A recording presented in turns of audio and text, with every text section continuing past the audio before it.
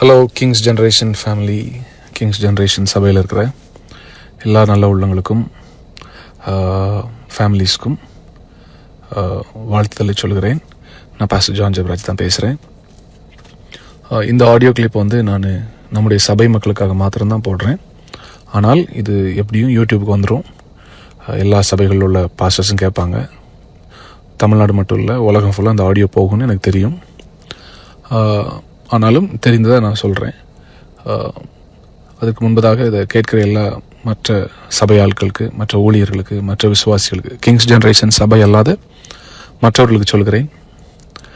ஒருத்தருடைய பிரச்சனையை நம்ம என்டர்டெயின் பண்ணிட்டோ, இல்லை அதை குறித்த காசிப் பண்ணிட்டோ, இன்னொருத்தங்களுக்கு அனுப்பிட்டு அதை நம்ம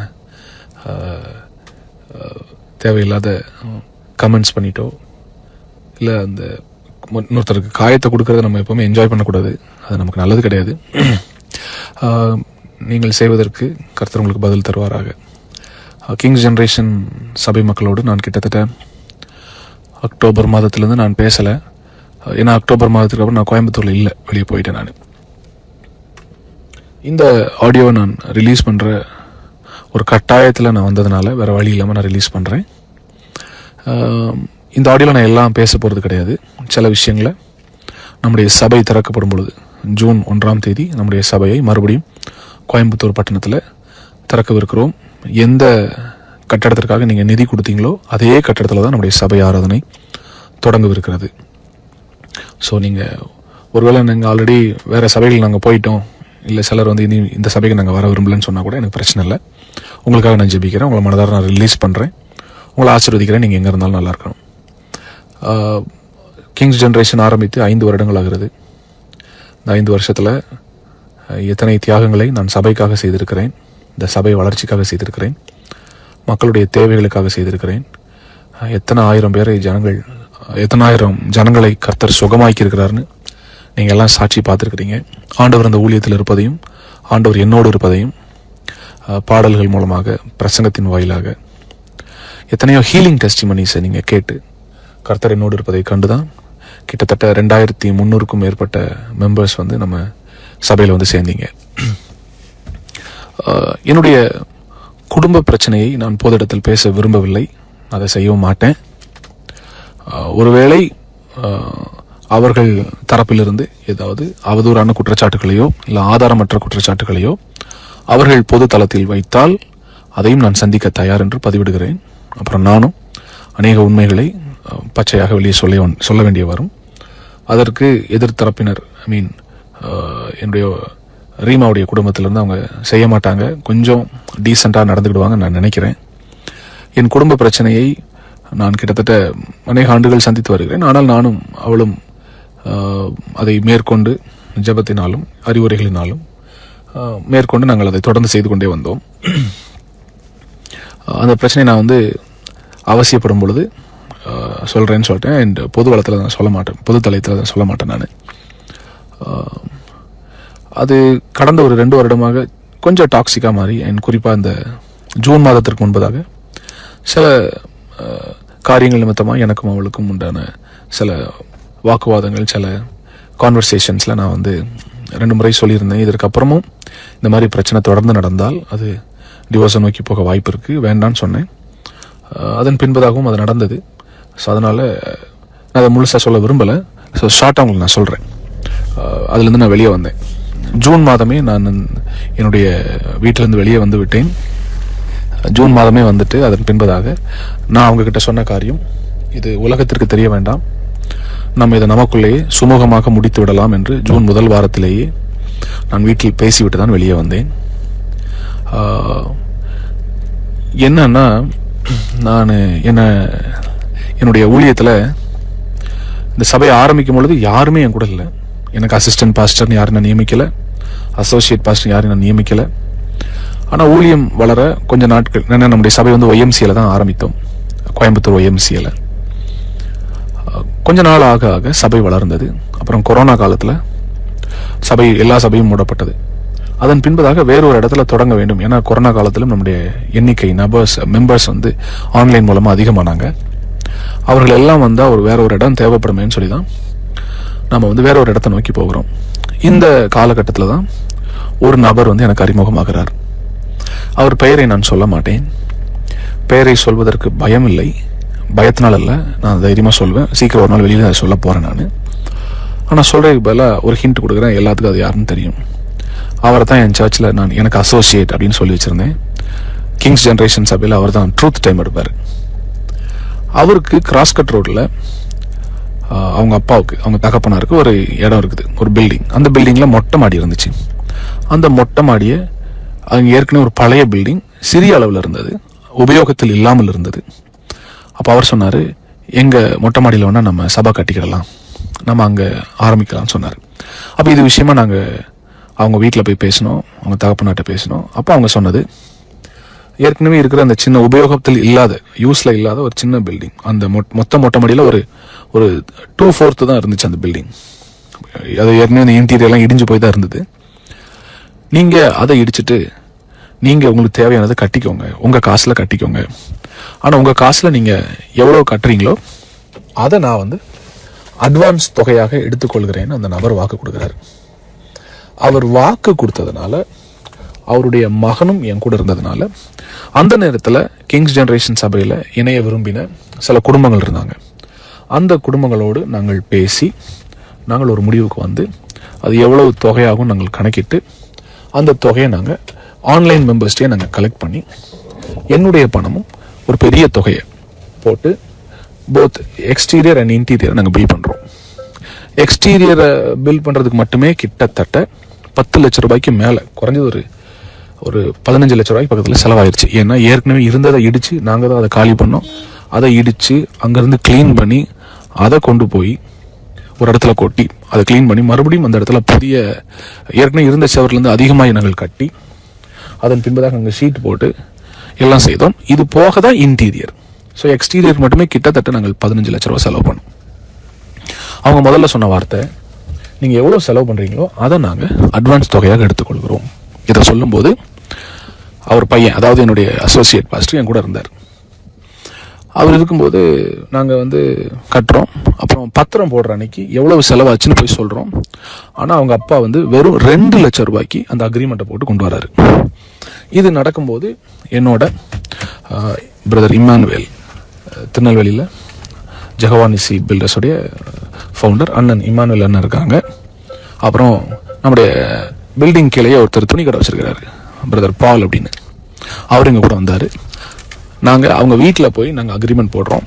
அக்ரிமெண்ட் போடும்போது அந்த அக்ரிமெண்ட்டில் அவங்க அப்பா வெறும் 2 லட்ச ரூபான்னு எழுதி வர்றாரு, மனசாட்சியே இல்லாமல். அப்போ நாங்கள் அங்கே உட்காந்து மறுபடியும் அதை தர்க்கம் பண்ணோம். நாங்கள் சொன்னோம், நீங்கள் எக்ஸ்டீரியர் கட்டிக்கோங்க, அப்போது அதுக்குரிய பணத்தை நான் என்ன செஞ்சிடறேன், அட்வான்ஸாக எடுத்துக்கிறேன்னு சொன்னீங்க. ஆனால் இப்போ கடைசியில் வெறும் 2 லட்ச ரூபா போடுறீங்களா அங்கிள், நான் பேசுகிறோம். அப்போ பேசும்போது அவங்க தாயாரும் கூட நிற்காங்க, அவங்க குடும்பமும் இருக்குது, எங்கள் சார்பாக ஒரு 3 பேர் இருக்கிறோம் நாங்கள். அப்போ அந்த அக்ரிமெண்ட்டை வந்து நாங்கள் அப்புறம் பேசி எவ்வளோன்னு எக்ஸ்பிளைன் பண்ணி ஒரு 10 லட்ச ரூபாய்க்காவது போடுங்க அங்கிள். அப்புறம் 9 லட்சம், 8 லட்சம், 7 லட்சம், 6 லட்சம், 5.5 லட்சம். கடைசியில் நான் சொன்னேன், நீங்கள் ஆண்டோருக்காக நீங்கள் கட்டுறதை நீங்கள் ஏன் இவ்வளோ தர்க்கம் பண்ணுறீங்க அங்கிள், நீங்கள் சொன்னதை நாங்கள் செஞ்சோம், 15 லட்ச ரூபா செலவு பண்ணியிருக்கோம், நீங்கள் அட்லீஸ்ட் ஒரு 5 லட்சமாவது போடுங்கன்னு சொன்னதுக்கப்புறம் வெறும் 5 லட்சத்துக்கு அந்த ஒப்பந்தம் எழுதப்பட்டது. அவர் பிரிண்ட் பண்ணி கொண்டு வந்து 2 லட்சம். ஆனால் நான் கையில் அதை மாற்றி எழுதினேன், திருத்தி எழுதினேன். 5 லட்சம் ரூபாய் செலவு, அதை வந்து நான் வந்து திருத்தி எழுதினேன். 5 லட்சம் ரூபாய் செலவானதுனால இந்த 5 லட்சத்தை நாங்கள் வந்து அட்வான்ஸாக கருதுகிறோம் அப்படின்னு நாங்கள் எழுதினதுக்கு பின்பதாக அங்கே இருந்த சாட்சி கையெழுத்து, அதாவது எட்வின், வாட் இஸ் இட், நம்ம இமானுவல் அண்ணன், அப்புறம் பால் பிரதர், நான் 3 பேரும் எழுதி அதில் சாட்சி கையெழுத்தும் போடுறோம் 5 லட்சத்துக்கு. அந்த பத்திரத்தில் கையால் எழுதுனதுனால அவங்க அப்பா என்ன சொன்னார், இதை நான் ஒரு பிரிண்ட் எடுத்து கொண்டு வரேன், இப்போதைக்கு இதை பேசிக்கிறோம், மறுபடியும் நம்ம என்ன செஞ்சிடலாம், இன்னொரு தடவை கையெழுத்து போடலாம் அப்படின்னு சொல்லிட்டு போனார். அதுக்கப்புறம் நாங்கள் சபையில் உள்ளே போயிட்டோம். மாத வாடகை நாங்கள் கொடுத்துட்டு இருந்தோம், கரண்ட் பில் நாங்கள் தான் கட்டினோம், தண்ணி பில் நாங்கள் தான் கட்டினோம். அப்போ நான் ஒரு வாரம் கழித்து மறுபடியும் இந்த அசோசியேட் அவர்கிட்ட இந்த ட்ரூத் டைம் எடுத்தார்ல கிங்ஸ் ஜென்ரேஷனில், அவர்கிட்ட கேட்குறேன், பிரதர் உங்கள் அப்பா எனக்கு இன்னும் அந்த அக்ரிமெண்ட்டே தரலையே. அப்போ இவர் சொன்னார், எங்கள் அப்பா ஹரிச்சந்திர மாதிரி பாஸ்டர், எங்கள் அப்பாவுடைய வார்த்தை ரொம்ப சுத்தமாக இருக்கும், எங்கள் அப்பாவுக்கு அக்ரிமெண்ட் பேப்பரை விட அவர் வார்த்தை தான் ரொம்ப சுத்தமான ஆள் அப்படின்னு சொன்னோன்னே நான் இவர்கிட்ட சொன்னேன், பிரதர், உங்கள் அப்பாவை நான் நம்பலை, பேப்பரையும் நான் நம்பலை, ஆனால் உங்களை நான் நம்புகிறேன், உங்களை நான் நேசிக்கிறேன். நீங்கள் புது உடன்படிக்கைன்னு சொல்லி என் கூட வந்து சேர்ந்ததுனால நான் உங்களை நம்புகிறேன், உங்கள் ஹார்ட்டை நம்புறேன்னு சொல்லிட்டு அந்த அக்ரிமெண்ட் பேப்பரை பற்றி அப்புறம் நான் பேசவே இல்லை. சபையும் 5 ஆண்டுகள் நடைபெறுகிறது. நீங்கள் ஒரு காரியத்தை கவனிக்கணும். 2024 ஜூன் மாதம் நான் வீட்டை விட்டு வெளியே வரேன் பிரச்சனைனால. வெளியே வரும்போது நான் இமீடியட்டாக எங்கள் அப்பா அம்மாவுக்கும் சொல்லிட்டேன், என்னை சுற்றிலும் இருந்த எல்லாருக்கும் அதை நான் சொல்லிட்டேன், முக்கியமான நபர்களுக்கு சொல்லிட்டேன், இன்க்ளூடிங் ப்ராஃபட் ஜோக்கு அது தெரியும். நான் வெளியே வர்றதுக்கு முன்னால் இந்த மாதிரி சில முடிவுகளை குடும்பத்தில் நான் எடுக்கிறேன் என்று நான் முதல்ல நம்பி சொன்னதே அவர்கிட்ட தான். யாரு என் கூட இந்த அசோசியேட்டாக இருந்தார்ல ஒருத்தர், இந்த ட்ரூத் டைம் பேசுகிறவர், கிங்ஸ் ஜென்ரேஷனில் வாக்கு மாறாத குடும்பத்தை சார்ந்தவர், பொய் சொல்ல தெரியாத ஒரு குடும்பம். அவர்கிட்ட தான் நான் ஃபர்ஸ்ட் சொல்கிறேன், இந்த மாதிரி என்னுடைய குடும்பத்தில் ஒரு சிறிய பிரச்சனை போகுது, இந்த மாதிரின்னு சொன்னோன்னா அவர் ஃபர்ஸ்ட் சொன்ன வார்த்தை, பாஸ்டர் நீங்கள் என்ன முடிவு எடுக்கிறீங்களோ நாங்கள் உங்கள் கூட இருக்கிறோம், நாங்கள் சபையாக நிற்கிறோன்னு. அதன் பின்பதாக நான் அமைதியாக தான் இருந்தேன். ஒரு மாதம், ஒரு 1.5 மாதம் போகும்போது எங்களுடைய சபையில் மொத்தமும் எதிர்த்தரப்பினரால், அதாவது என்னுடைய மனைவியின், அவளை நான் குறை சொல்ல விரும்பலை, நாங்கள் என்ன எங்களுக்கு தெரிய வருது அப்படின்னா, சபையில் இருக்கிற அநேகருக்கு இந்த விஷயம் தெரிய ஆரம்பிக்கிறது. இதை யார் சொன்னா, ஏன் சொல்றாங்க, எனக்கு ஒண்ணுமே புரியல. இப்போ கூட அது எனக்கு ஒரு டவுட் இருக்கு, ஒருவேளை இவர் மூலமா தான் போயிருக்க வாய்ப்பு இருக்குன்னு எனக்கு தோணுது. இப்போ சபையில் அதனுடைய ரிஃப்ளெக்ஷன்ஸ் தெரியுது, பாஸ்டருடைய ஃபேமிலியில் ஏதோ ஒரு சிறிய சலசலப்பு போகுதுன்னு. நான் இதன் நிமித்தமாய் ஜூலை ஆகஸ்ட் மாதம்லாம் வரும்போது ஒரு ஸ்ட்ராங்கான ஒரு டெசிஷனுக்கு வர்றேன். வந்துட்டு எங்கள் குடும்பத்திலையும் பேசிட்டு, எங்கள் சபையில் சில ஒரு குற்றச்சாட்டை ஒரு குறிப்பிட்ட குடும்பத்தின் மீது வைத்துக்கொண்டே இருந்தாங்க. அப்போ அவங்க குடும்பத்தோடு நாங்கள் போய் பேசிட்டோம், என்னென்ன நடக்கும், இதுக்கப்புறம் நாங்கள் என்ன முடிவு எடுக்க போகிறோம்னு பேசி நாங்கள் முடிச்சிட்டோம். இந்த எனக்கும் என் மனைவிக்கும் ஒரு சிறிய சலசலப்பு போகிறது என்பதை அறிந்து கொண்டு இந்த நபர், அதாவது அந்த அசோசியேட்டு ட்ரூத் டைம் எடுக்கிறவர், என் மனைவி கூட போய் ஜாயின் பண்ணுறாரு, கை கோத்துட்டார். எனக்கு இது தெரியவே தெரியாது. அவர் முதல்ல போகும்போது நடுநிலை மாதிரி போறாரு, கம்ப்ளீட்டா அந்த சைடு போகாம நடுநிலையா போயிட்டு அவங்க சைடும் பேசுறாரு, என் சைடும் பேசுறாரு. இதை பத்தி எனக்கு தெரியவே தெரியாது. நான் அநேக காரியத்தை சொல்ல அது அந்த சைடு தெரிய இது போய்கொண்டே இருக்குது. இதற்கிடையில இதை வந்து நான் பப்ளிக்ல நான் வெகு சீக்கிரத்தில் அனௌன்ஸ் பண்ணுவேன். இதை குறித்து எனக்கு பயமும் இல்லை. எந்த பெண்ணை ரொம்ப ஒரு பெண் பிள்ளைங்க தாக்கி அசிங்கப்படுத்தி அவமானப்படுத்தி சபையை விட்டு வெளியேற்றணும்னு நினைச்சாங்களோ அந்த பெண்ணின் குடும்பத்தோடு எங்கள் குடும்பம் பேசிவிட்டார்கள். ஒருவேளை இது டிவோர்ஸ் ஆனால் என்ன செய்யலாம், நம்ம அடுத்த திருமணத்தை நம்ம செய்து கொள்ளலாம், அது வரைக்கும் நமக்குள்ளே இது இருக்கட்டும்னு சொல்லி நாங்கள் உள்ளதான் பேசி வச்சிருந்தோம். அப்போ என்னோட சபையில் சில வாலிபர்கள் ரொம்ப க்ளோஸாக இருப்பாங்க. அதில் குறிப்பாக ஒரு நபர் வந்து எனக்கு அடிக்கடி என் கூட வெளியில் டிரைவராக வருவார், கார்லாம் ஓட்டுவார். நான் அவங்க பேரை சொல்லலாமா வேண்டாமான்னு யோசிச்ச போது என் மனசாட்சி சொன்னிச்சு, நீ ஒரு நாள் அதை காண்பித்து கொடுக்காத, கர்த்தர் பார்த்து கொள்வார், ஆண்டவர் அதை செய்வார். நான் அந்த ஆடியோவுடைய முடிவில் என்னென்ன சில காரியங்களை கர்த்தர் ஏற்கனவே செய்ய ஆரம்பித்து விட்டார் என்பதை நான் சொல்கிறேன். அது நிச்சயமாய் உங்களுக்கு தெரிய வரும். அப்போ நாங்கள் குடும்பமாய் ஆல்ரெடி இதை பேசி முடித்ததுனால நாங்கள் சேர்ந்து வெளியே போவதுண்டு, தனியில் சேர்ந்து வெளியே போவதுண்டு. போகும் பொழுது ஒரு அக்கேஷனில் என் கூட 5-6 ஃபேமிலிஸ் இருக்கிறாங்க, எல்லாருமே பொது இடத்துல இருக்கும் பொழுது ஒரு பர்த்டே ஃபங்க்ஷனில் நான் எதேர்ச்சியாக கொடுத்த ஒரே ஒரு முத்த காட்சி, அது ஒன்றும் இல்லை, ஒரு ரொம்ப ஃபார்மல் கிஸ். அது வந்து நீங்கள் வந்து இது கொச்சையாக வந்து எனக்கு தெரியும், இது வந்து நிறைய பேர் யூடியூப்பில் டைட்டில்லாம் போடுவீங்க, நீங்கள் போட்டாலும் எனக்கு பிரச்சனை இல்லை. ஏன்னா நான் மறுபடியும் இதை வந்து நானே என்னுடைய சேனலில் இந்த வீடியோ நான் போடுறேன். இது போட்டதுக்கப்புறம் நிறைய பேருக்கு பதில் தெரியும்.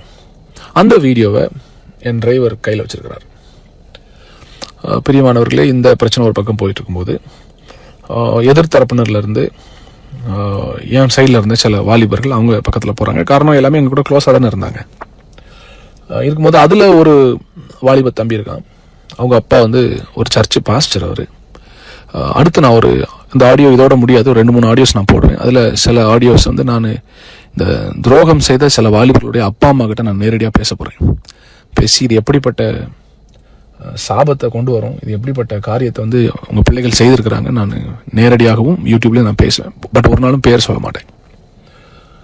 அவங்க எல்லாம் கூட சேர்ந்துட்டு எப்படியாவது என்னை பழி வாங்க வேண்டும், என்னை தீர்த்து கட்ட வேண்டும் என்று என்னை ஒரு இது பண்ணுறாங்க. அப்போ நீங்கள் யோசிப்பீங்க, எதுக்கு அவங்கள பழி வாங்குறாங்க? அவர்கள் சில காரியத்தில் மாட்டி நான் அதை எங்களுக்குள்ளேயே பேசி முடித்தோம். ஆனால் நான் அதை வெளியே சொன்னதாக அவர்களிடத்தில் போய் யாரோ சொல்லிட்டாங்க. அதுவும் இந்த நபராகத்தான் இருக்கும் என்று எனக்கு இப்போ எல்லாம் சந்தேகம் வருகிறது.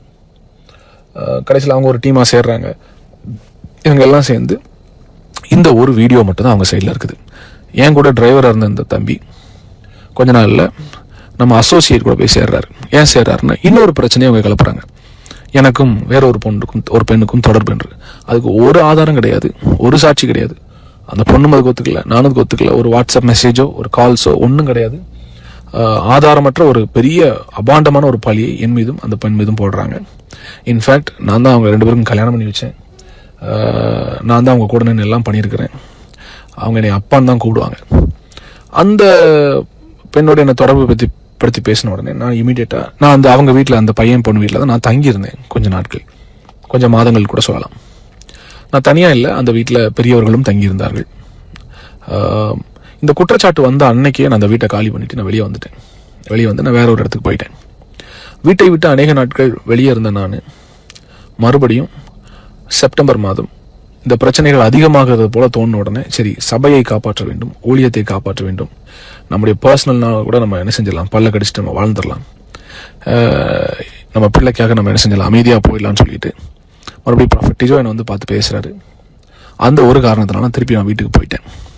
நான் வீட்டுக்கு போனதுக்கு அப்புறம் தான் தெரியுது பிரச்சனை இன்னும் முடியலை. காரணம், அதற்குள்ளாக இந்த அசோசியேட்டு இந்த பசங்களை கையில் வச்சுட்டு, எதிர்த்தரப்பு மற்ற ஆட்களையும் கையில் வச்சுட்டு, ஏற்கனவே சபையை அபகரிக்க திட்டமிட்டதால் நான் வீட்டுக்கு திரும்பி போனதுக்கு பின்பதாகவும் அவர்கள் என்னை நிம்மதியாக வாழ விடவில்லை. ஏன்னா நான் வந்து டெஸ்ட் பண்ணுறேன் வீட்டில்.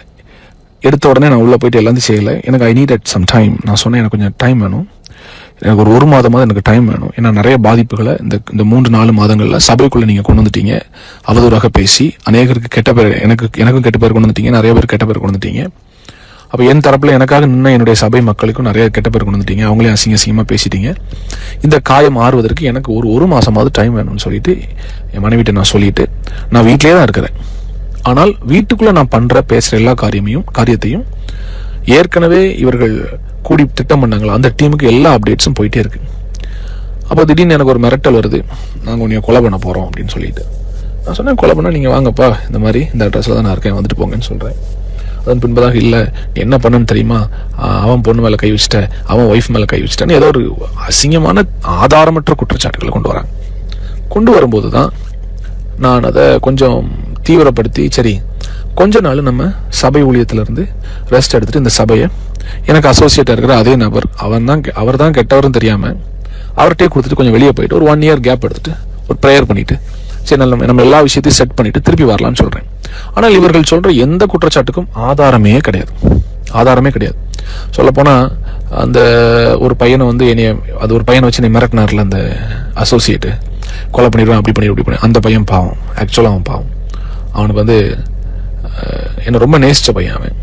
அவனை எப்படியோ இவங்க எல்லாம் சேர்ந்து ஒரு குரூப்பாக சேர்ந்து அவனை பிரெயின் வாஷ் பண்ணி அவனை கைக்குள்ளே போட்டுட்டு இதெல்லாம் பண்ண ஆரம்பிச்சிட்டாங்க. இப்போ அக்டோபர் மாதம் 22ஆம் தேதி என்னுடைய பர்த்டேக்கு ஒரு நாளைக்கு முன்னால இந்த குரூப், அதாவது இவங்க வந்து சாதாரண குரூப் கிடையாது, பெரிய சைக்கோ குரூப். இவங்க வந்து ஒரு மனிதனை எப்படி அவன் மனநலத்தை பாதிக்க வச்சு அவனை வந்து அணுவாக கொன்று, அவனை மென்டலி, அவனை மன அளவிலும் அவனை கொன்று, அவன் உணர்ச்சிகளையும் கொன்று, கிட்டத்தட்ட தற்கொலைக்கு நேராக அவனை வழிநடத்துகிற அளவுக்கு கெப்பாசிட்டி உள்ள ஆட்கள் இவங்க.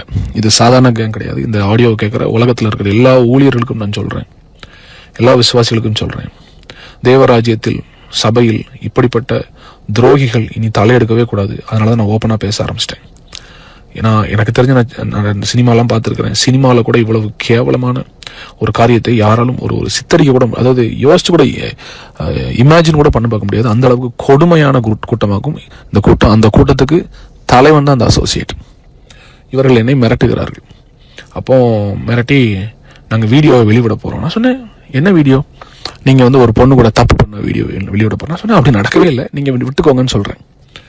ஆக்சுவலாக நான் வந்து வேற ஒரு பொண்ணோடு தொடர்பில் இருக்கிறேன், பெட்ரூமில் வீடியோ இருக்குங்களான்னு சொல்லி என்னை ஏமாற்றி வந்து மிரட்டுறாங்க. அப்போ நான் சொன்னேன், நீங்கள் தாராளமாக விட்டுக்கோங்க, அப்படி ஒரு விஷயம் நடக்கவே இல்லைன்னு நான் உறுதியாக சொல்கிறேன்.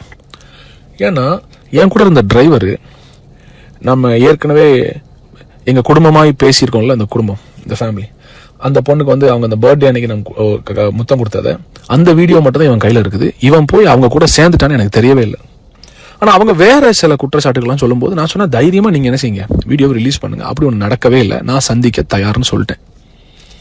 அதுக்கப்புறம் 21ஆம் தேதி நைட்டு 11 மணிக்கு எனக்கு இந்த சம்மந்தப்பட்ட இந்த பெண்ணுடைய குடும்பத்திற்கு, எங்கள் அப்பா அம்மாவுக்கு, என் தம்பிக்கு, இந்த பொண்ணுடைய அப்பா அம்மாவுக்கு, அப்போ என்னோடு இருக்கிற, எனக்கு துணைன்னு இருக்கிற சில ஊழியக்காரர்களுக்கு என்ன செய்கிறாங்கன்னா, இந்த பர்த்டே ஃபங்க்ஷனில் நான் கொடுத்த அந்த முத்தம் கொடுத்த அந்த வீடியோவை மட்டும் அனுப்புகிறாங்க. அது ரொம்ப கவர்ச்சியான ஆபாசமான வீடியோலாம் கிடையாது, ரொம்ப சாதாரணமாக ஒரு வீடியோ, முத்தம் கொடுக்குற ஒரு வீடியோ. ஆனால் அந்த டைமில் நான் இந்த நியூஸை உலகத்துக்கு சொல்லாததுனால, திடீர்னு ஒருத்தன் வெளியில் வந்துட்டு இந்த மாதிரி பாஸ்டர் வந்து ஒரு பொண்ணோட இருக்கிறான்னு சொன்னால் எல்லாரும் என்ன தப்பாக நினைப்பாங்கன்னு சொல்லிட்டு தான் நான் அதுக்கு பயந்து போய் நீங்கள் அதை ரிலீஸ் பண்ணாதீங்கடான்னு சொன்னேன். அதை வச்சு என்னை மிரட்டி அதுக்கு பின்பதாக என்ன செய்கிறாங்கன்னா, 21ஆம் தேதி என் பர்த்டே அன்னைக்கு நைட் 21ஆம் தேதி இந்த வீடியோவை எல்லாருக்கும் அனுப்புகிறாங்க. இது எல்லாருக்கும் தெரியும், என் மனைவி உள்பட.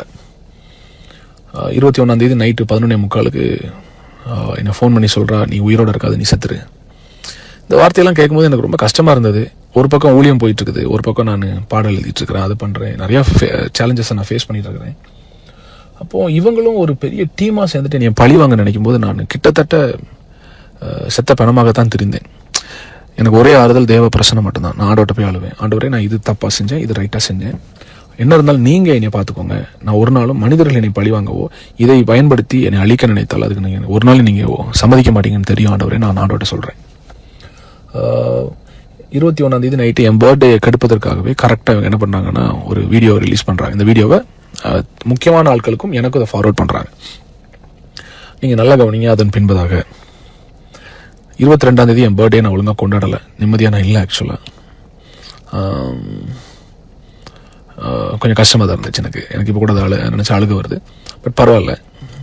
27ஆம் தேதி சண்டே, 27ஆம் தேதி சண்டே. ஸோ என்னுடைய பர்த்டேக்கு ஒரு வாரத்துக்கு முன்பதாகவே என் சபையிலிருந்து குறிப்பாக இந்த அசோசியேட்டும் அவருடைய மனைவியும் எங்கள் சபை குரூப்பில், வாட்ஸ்அப் குரூப்பில் ஒரு மெசேஜ் போடுறாங்க, எங்களுக்கும் இந்த சபைக்கும் இனி சம்பந்தம் இல்லை அப்படின்னு ஒரு மெசேஜ் போடுறாங்க. இதை பார்த்துட்டு நான் மனவேதனைப்பட்டு அவர் கூப்பிட்டோன்னே அவர் சொன்னார், இல்லை நாங்கள் ஆல்ரெடி முடிவு எடுத்துட்டோம். நான் சொன்னேன், எதற்காக நீங்கள் முடிவு எடுக்கிறீங்க, நீங்கள் இதில் வெளியே போகிறதுக்கு என்ன சம்பந்தம்? இல்லை ஜனங்கள் எங்ககிட்ட கேள்வி கேட்குறாங்க. நான் சொன்னேன், யார் கேள்வி கேட்டாலும் பாஸ்டர்கிட்ட பேச சொல்லுங்கள், என்கிட்ட பேச சொல்லுங்கன்னு சொன்னேன். ஆனால் இவர் தான் தலைவன் எனக்கு தெரியாமல் நான் அவர் சொன்னதை நம்பிட்டு சொன்னேன், சரி பிரதர், ஒருவேளை நீங்கள் இந்த ஊழியத்தை விட்டு வெளியே போகிறீங்கன்னா பார்த்து போய்க்கோங்க, பட் நான் உயிரோடு இருக்கிற வரைக்கும் ஊழியம் பண்ணுவேன், நான் ஊழியத்தை செஞ்சுக்கிறேன், நான் பார்த்துக்கிறேன்னு சொல்லிட்டு விட்டுட்டேன். 2 வாரத்துக்கு முன்பதாகவே இந்த சபையின் ஊழியத்திலிருந்து விடுபடுகிறேன் என்று சொன்ன இந்த நபர் அந்த பசங்கள் கூட தான் கான்டாக்டில் இருந்தார். இன்ஃபேக்ட் அந்த ஒரு தம்பி வந்து என்னை ஒரு நாள் நைட் ஃபோன் பண்ணி உன்னை கொலை பண்ணிடுவேன், அதை பண்ணிடுவேன்னு சொல்லும்போது அதுக்கு கான்ஃபரன்ஸ் கால் போட்டு தந்ததே இவர் தான். அப்போ இவரோடு தான் அவங்க எல்லாமே கனெக்ஷனில் இருக்கிறாங்க. ஒரு பெரிய நாடகம் என்னை சுற்றி அரங்கேறி கொண்டு இருக்கிறது. எனக்கு வந்து இதை கிரகிக்க முடியல. என்னன்னா என் கூட இருந்த பசங்களாம் இவன் எனக்கு விரோதமாக திருப்பி விட்டுட்டானேன்ற ஒரு ஆதங்கத்தில் என்னால் சாப்பிட முடியல, என்னால் ஒன்றுமே செய்ய முடியல. ரெண்டாவது ஒரு பதட்டம் இருந்தது. இதை கேட்குற எல்லா ஊழியர்களுக்கும் வந்து இந்த பதட்டம் வந்து வந்திருக்கணும். அதாவது உங்களுக்கு இப்படி ஒரு சம்பவம் நடந்தால், உங்களுக்கு வாழ்க்கையில் இந்த மாதிரி ஒரு காரியம் நடந்துச்சுன்னா, இப்படி ஒரு குரூப் உங்கள் சர்ச்சில் வந்து உங்கள் வீடியோ ரிலீஸ் பண்ண போகிறோன்னு சொன்னால் உங்கள் மனநிலைமை எப்படி இருக்குன்னு யோசிச்சு பாருங்கள். இல்லை உங்கள் பிள்ளைகளுக்கு இப்படி நடந்திருந்தால் அது எப்படி இருக்குன்னு யோசிச்சு பாருங்கள். நான் வந்து ரொம்ப வேதனைப்பட்டு என்னால் சாப்பிட முடியல, தூங்க முடியல. ஒரு பக்கம் வந்து குடும்பத்தில் போகும் இந்த பிரச்சனை, ரெண்டாவது சபையில் போகும் இந்த பிரச்சனை. ஆனாலும் சபை ஒரு பக்கம் வளர்ந்துட்டே இருக்கு. வாரம் ஹீலிங் டெஸ்டிமனிஸ் நடக்குது. கர்த்தர் என்னை கைவிடவே இல்லை, கர்த்தர் என் கூட இருக்கிறார். சபையிலிருந்து விடுபடுகிறேன் என்று சொன்ன இந்த நபர் கரெக்டாக பிரச்சனை நடந்த அன்று நான் வந்து 26ஆம் தேதி வீட்டில இருந்து கிளம்பி மதுரைக்கு போகிறேன். என் ஒய்ஃப்ட்ட சொல்கிறேன், நாளைக்கு நான் ஒரு கெஸ்ட் ஸ்பீக்கர் அரேஞ்ச் பண்ணிட்டேன், அவர் வருவார், எனக்கு கொஞ்சம் டைம் வேணும், ஒரு 2 மாதம் டைம் வேணும். நான் அவர் கையில் கெஸ்ட் ஸ்பீக்கராக வந்தது என் தம்பி பாஸ்டர் ஜெனில்குமார்.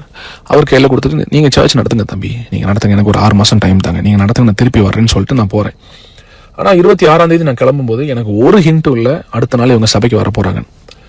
26ஆம் தேதி நான் ஊருக்கு கிளம்பி போனதுக்கு அப்புறம் நான் இல்லாததை தெரிந்து கொண்டு, அது எப்படி தெரிஞ்சாங்கன்னு, நான் ஊருக்கு போனதை ஒரு நபர்கிட்ட வீட்டில் மட்டும் தான் சொல்லிட்டு போனேன். ஆனால் இவங்க எல்லாத்துக்கும் நான் இல்லாதது எப்படி தெரியும்னு தெரில. உங்க எல்லாத்துக்கும் இப்போ புரிஞ்சிருக்கும் இவங்க எல்லாரும் ஒரே டீமா செயல்பட்டுருக்காங்கன்னு. இவங்க ஒரே டீமா செயல்பட்டு 27ஆம் தேதி நான் மதுரையில் காலையில் 7 மணிக்கு எந்திக்கும். எனக்கு ஃபர்ஸ்ட் ஃபோன் கால் வந்து என் ஒய்ஃப் தான் கூப்பிடுறா. அந்த மாதிரி அந்த பசங்க வந்து சர்ச்சில் வந்து பிரச்சனை பண்றாங்க. நான் சொன்னேன், எந்த பசங்க வர்றாங்க? இல்லை, அந்த குறிப்பிட்ட ஒரு 3 பசங்களுடைய பேர் சொல்லி அவங்க வந்திருக்காங்க. என்ன பிரச்சனை பண்றாங்க? ஏதோ ஒரு வீடியோ வச்சிருக்காங்க. என்ன வீடியோ வச்சிருக்காங்க? அவங்க சொன்னதும் அவங்க கொண்டு வந்ததும் வேற.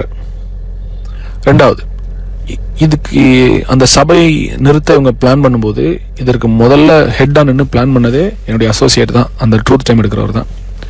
அவரும் அன்னைக்கு அந்த சர்ச்சுக்கு வந்திருக்கிறாரு. அப்ப எனக்கு முதல் கேள்வி மனசுல எழுந்துச்சு, 2 வாரத்துக்கு முன்னால இந்த சபைக்கும் எனக்கும் பிரச்சனை இல்லைன்னு சொன்ன நபர் எதற்காக வந்து நிக்கிறார்? அடுத்து அவர் எனக்கு லேட்டரா சொன்னது, பாஸ்டர் அவங்க வந்து பிரச்சனை பண்ண வந்தாங்க, உங்களை அட்டாக் பண்ண வந்தாங்க, உங்களுக்கு எதுவும் ஆயிடக்கூடாதுன்னு நாங்க கூட வந்தோம். என்னுடைய ஒரே கேள்வி, அப்போ நீ முதல்ல எனக்கு தானே ஃபோன் பண்ணி சொல்லியிருக்கணும் இந்த மாதிரி பசங்க வராங்கன்னு. ஏன் ஃபோன் பண்ணி சொல்லல?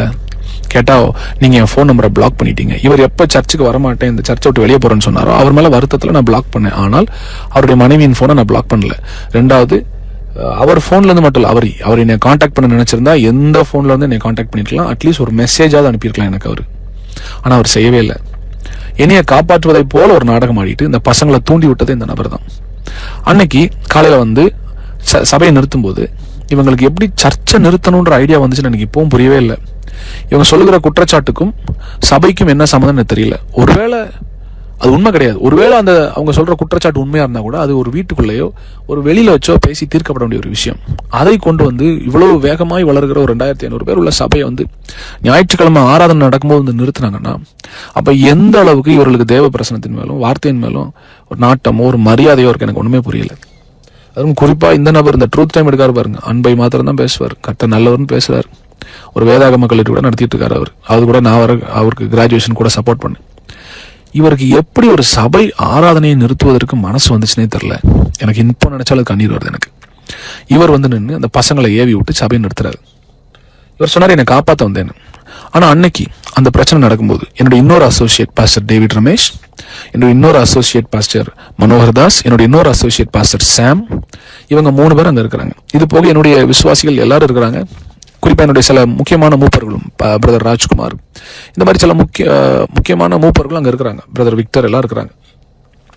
இவங்க எல்லாரும் இந்த பசங்களை நிறுத்தி, தம்பி இது சபை, நீங்க சொல்ற குற்றச்சாட்டு தனிப்பட்ட குற்றச்சாட்டு, நீங்க அங்கதான் அதை பேசணும். சபையை நிறுத்த யாருக்கும் உரிமை இல்லைன்னு சொல்லி இந்த பசங்களை சொல்லி மேடையில இருந்து இறக்கி கீழே கொண்டு வந்துட்டாங்க. அந்த பசங்களும் வர்றாங்க. வந்த பசங்களை மறுபடியும் கையை பிடிச்சி முன்னால போய் நின்று பேசுன்னு சொன்னதே இந்த அசோசியேட் தான். யாரு? இந்த ட்ரூத் டைம் எடுக்கிறவர் தான். இது நான் அல்ல, அங்க இருந்த எல்லா விசுவாசிகளும் சொன்னது, எல்லா பாஸ்டர்ஸும் சொன்னது. என்கிட்ட ஃபோன் பண்ணி அழுதாங்க, பாஸ்டர் நாங்க இந்த பசங்க தான் பிரச்சனை பண்றாங்கன்னு நினைக்கிறோம், அப்புறம் தான் தெரியுது இவர் தான் பாஸ்டர் அந்த பசங்களே கூட்டிட்டு வந்திருக்கிறாரு, இவர் தான் அந்த பசங்களை மறுபடியும் மேடையில ஏற சொல்றாரு, அந்த பசங்க கீழ்ப்படிஞ்சு சபை ஆராதனையை தொடக்கூடாதுன்னு வெளியே போறாங்க பாஸ்டர், ஆனா இவர் கேட்க மாட்டேக்காரு, இவர் கையை பிடிச்சி மறுபடியும் மேடை கூட்டு போறாரு, இவர் கையை பிடிச்சி பேசுங்கடான்னு சொல்றாரு. அடுத்தது நான் சொன்னேன்ல அந்த பர்த்டே பார்ட்டில கிஸ் பண்ண வீடியோ, அந்த வீடியோவை போன்ல எல்லாருக்கும் காண்பித்ததே இவர் தான். யாரு? அசோசியேட் தான். இந்த ட்ரூத் டைம் நடத்துறவர் தான். அந்த அவர் போன்ல, வேற ஒருத்தன் போன்ல இல்ல, அவர் போன்ல எல்லாருக்கும் பிளே பண்ணி காமிச்சிருக்கிறாரு. இதுக்கு அங்க இருக்கிற விசுவாசிகள் சாட்சி, அங்க இருக்கிற விசுவாசிகள் சாட்சி. இவரே போன்ல அந்த வீடியோ எல்லாத்தையும் காமிச்சு பாருங்க, நம்ம பாஸ்டர் என்ன பண்றாரு பாருங்க. அது ஒரு பெரிய ஆபாசமான வீடியோவும் கிடையாது. அதை காண்பிச்சுட்டு இவங்க சொன்ன அடுத்த குற்றச்சாட்டு என்னன்னா, அது போதுமான ஆதாரம் அது கிடையாததுனால அதை வைத்து ஒரு பெரிய சபையை நிறுத்துவதற்கான ஒரு போதுமான அது ஆதாரமாய் தோன்றாததுனால இவங்க வேற ஒரு பல குற்றச்சாட்டுகளை சேர்ந்து வைக்கிறாங்க. அதுல அவங்க சொன்னது என்னன்னா, இது மட்டும் இல்ல, இதை போல நிறைய வீடியோஸ் நாங்க வச்சிருக்கிறோம், இது போல நாங்க நிறைய வீடியோஸ் வச்சிருக்கிறோம், அவர் நிறைய பெண்களோட தப்பு பண்ணியிருக்கிறாரு. நான் வந்து அந்த அசோசியேட்ட ஒரு காரியத்தை இந்த ஆடியோ மூலமா சொல்றேன். உன்னை நம்பினதுக்கு, உன்னை என் கூட வச்சதுக்கு நீ பண்ண துரோகம் இருக்கு பாரு, உன்னை கடவுள் பார்த்துக்கிடுவார். இதற்கான பதில உன் தலைமுறைகள் பார்க்கும். நீங்க நடிச்ச நாடகம், என்கிட்ட நல்லவ மாதிரி நடிச்சுட்டு பசங்களை ஏவி விட்டு நீங்க நடிச்ச நாடகம் வெளியே வராதுன்னு நினைச்சுதான் நீங்க இவ்வளவும் பண்ணீங்கன்னு தெரியும். ஆனால் கர்த்தர் யாருன்னு சொல்கிறேன், எனக்குள்ள இருக்கிற ஆவியானவர் யாருன்னு சொல்கிறேன். அவர் எல்லாத்தையும் காண்பிச்சு கொடுத்துருவார், எல்லாத்தையும் வெளிச்சத்துக்கு கொண்டு வந்துடுவார். நான் இன்னும் சில உண்மைகளை சொல்கிறேன். அந்த பசங்களை வச்சு பிரச்சனை பண்ணிட்டு சபையை நிறுத்திட்டு சபை ஆராதனை நடக்காதுன்னு எல்லாரையும் போக வச்சிருக்கிறாங்க. என் முதல் கேள்வி, எனக்கு அசோசியேட் பாஸ்டர் இருந்துட்டு இந்த சபைக்கும் எனக்கும் சம்மந்தம் இல்லைன்னு சொல்லி வெளியே போனேன், உங்களுக்கு மறுபடியும் அந்த சபையில் என்ன வேலை? அதுவும் கரெக்டாக அந்த பசங்க வர்ற அன்னைக்கு. ஒருவேளை என் பில்டிங்கு எந்த பிரச்சனையும் வந்துடக்கூடாதுன்னு காப்பாற்ற வந்தேன், இல்லை பாஸ்டர் மேலே கையை வச்சிடக்கூடாதுன்னு காப்பாற்ற வந்தேன். நான் அந்த சபையில் அன்னைக்கு ஞாயிற்றுக்கிழமை காலையில் இல்லைன்ற விஷயம் உங்களுக்கு தெரியும். அப்புறம் எப்படி இந்த பசங்க நீ அட்டாக் பண்ணுவாங்க நீங்கள் சொன்னீங்க? ரெண்டாவது, கரெக்டாக எப்படி அவங்க வந்த டைமுக்கு நீங்களும் வந்தீங்க? சரி, அப்படியே அவங்க ஃபோன் பண்ணி சொல்லியிருந்தாலும் அந்த பில்டிங் உங்கள் அப்பா பேரில் இருக்குது, நீங்கள் தான் ஓனரு. பக்கத்தில் இருக்கிற போலீஸ் ஸ்டேஷன் ஃபோன் பண்ணி இந்த மாதிரி எங்கள் பில்டிங்க்கு 4 பேர் பிரச்சனை பண்ண வர்றாங்க சார், எங்களுக்கு பாதுகாப்பு வேணும்னு நீங்கள் கொடுத்துருக்கணுமா இல்லையா? என் கூட 5 வருஷம் இருந்தீங்களே, உங்களை எல்லா மேடையிலும் ஏற்றி உட்கார வச்சேனே, என் பிரசங்கத்துக்கு முன்னால் உங்களுக்கு 15 நிமிஷம் 20 நிமிஷம் மைக்கை கொடுத்து பேசுங்கன்னு சொன்னேன். இந்த சபையில் எனக்கு என்ன மரியாதை கொடுக்குறீங்களோ அதே மரியாதையை இவருக்கும் கொடுங்க அப்படின்னு சொல்லி உங்களை பக்கத்தில் நிறுத்தி வச்சிருந்தேனே. அதுக்கு நீங்கள் காண்பித்த நன்றி தானே அது? மன வேதனையோடு சொல்கிறேன். என் சபையை நான் திருப்பி ஆரம்பிப்பேன், என்னுடைய ஊழியம் திரும்ப வளரும். கர்த்தர் என் பக்கத்தில் இருக்கார், ஜனங்களும் என்னை புரிந்து கொள்வார்கள். நான் மறைஞ்சு ஓடி வாழ்கிற கூட்டம் கிடையாது. நான் ஆண்டோடைய பிள்ளை, அவர் என்ன நீதிமானா மாற்றிருக்கிறார். நான் சொல்கிறேன், உங்களுக்கு அவ்வளோ செஞ்சனே, துரோகம் செய்வதற்கு முன்பதாக 1 நிமிஷம் 2 பேர் யோசிச்சு பார்த்தீங்களா? புருஷனை பொண்டாட்டி உட்காந்து இவ்வளோ நம்பினாரு, எனக்கு கொடுக்குற மதிப்பு அவங்களுக்கு கொடுங்கன்னு சொன்னாரு. இந்த சபை ஒருவேளை நான் அடுத்து கிளை சபைகள் வேற தேசங்கள்ல ஆரம்பிச்சா நான் போவேன், அப்போ இந்த சபை எவ்வளோ பெரிய சபையா இருந்தாலும் இதை என்னுடைய அசோசியேட் கையில் கொடுத்துட்டு போவேன்னு சொன்னேன். எப்படி அவங்களுக்கு மனசு வந்துச்சு? இப்படி ஒரு இருதயம் உள்ள ஒரு மனுஷனை நீங்க சிதைப்பதற்கு? மனசாட்சியில் உங்க 2 பேருக்கும் மனசாட்சியில் நீங்களாம் பைபிளை தொடாதீங்க, இல்ல பிரசங்க வர பண்றீங்க. அன்று கர்த்தர் நல்லவர்னு.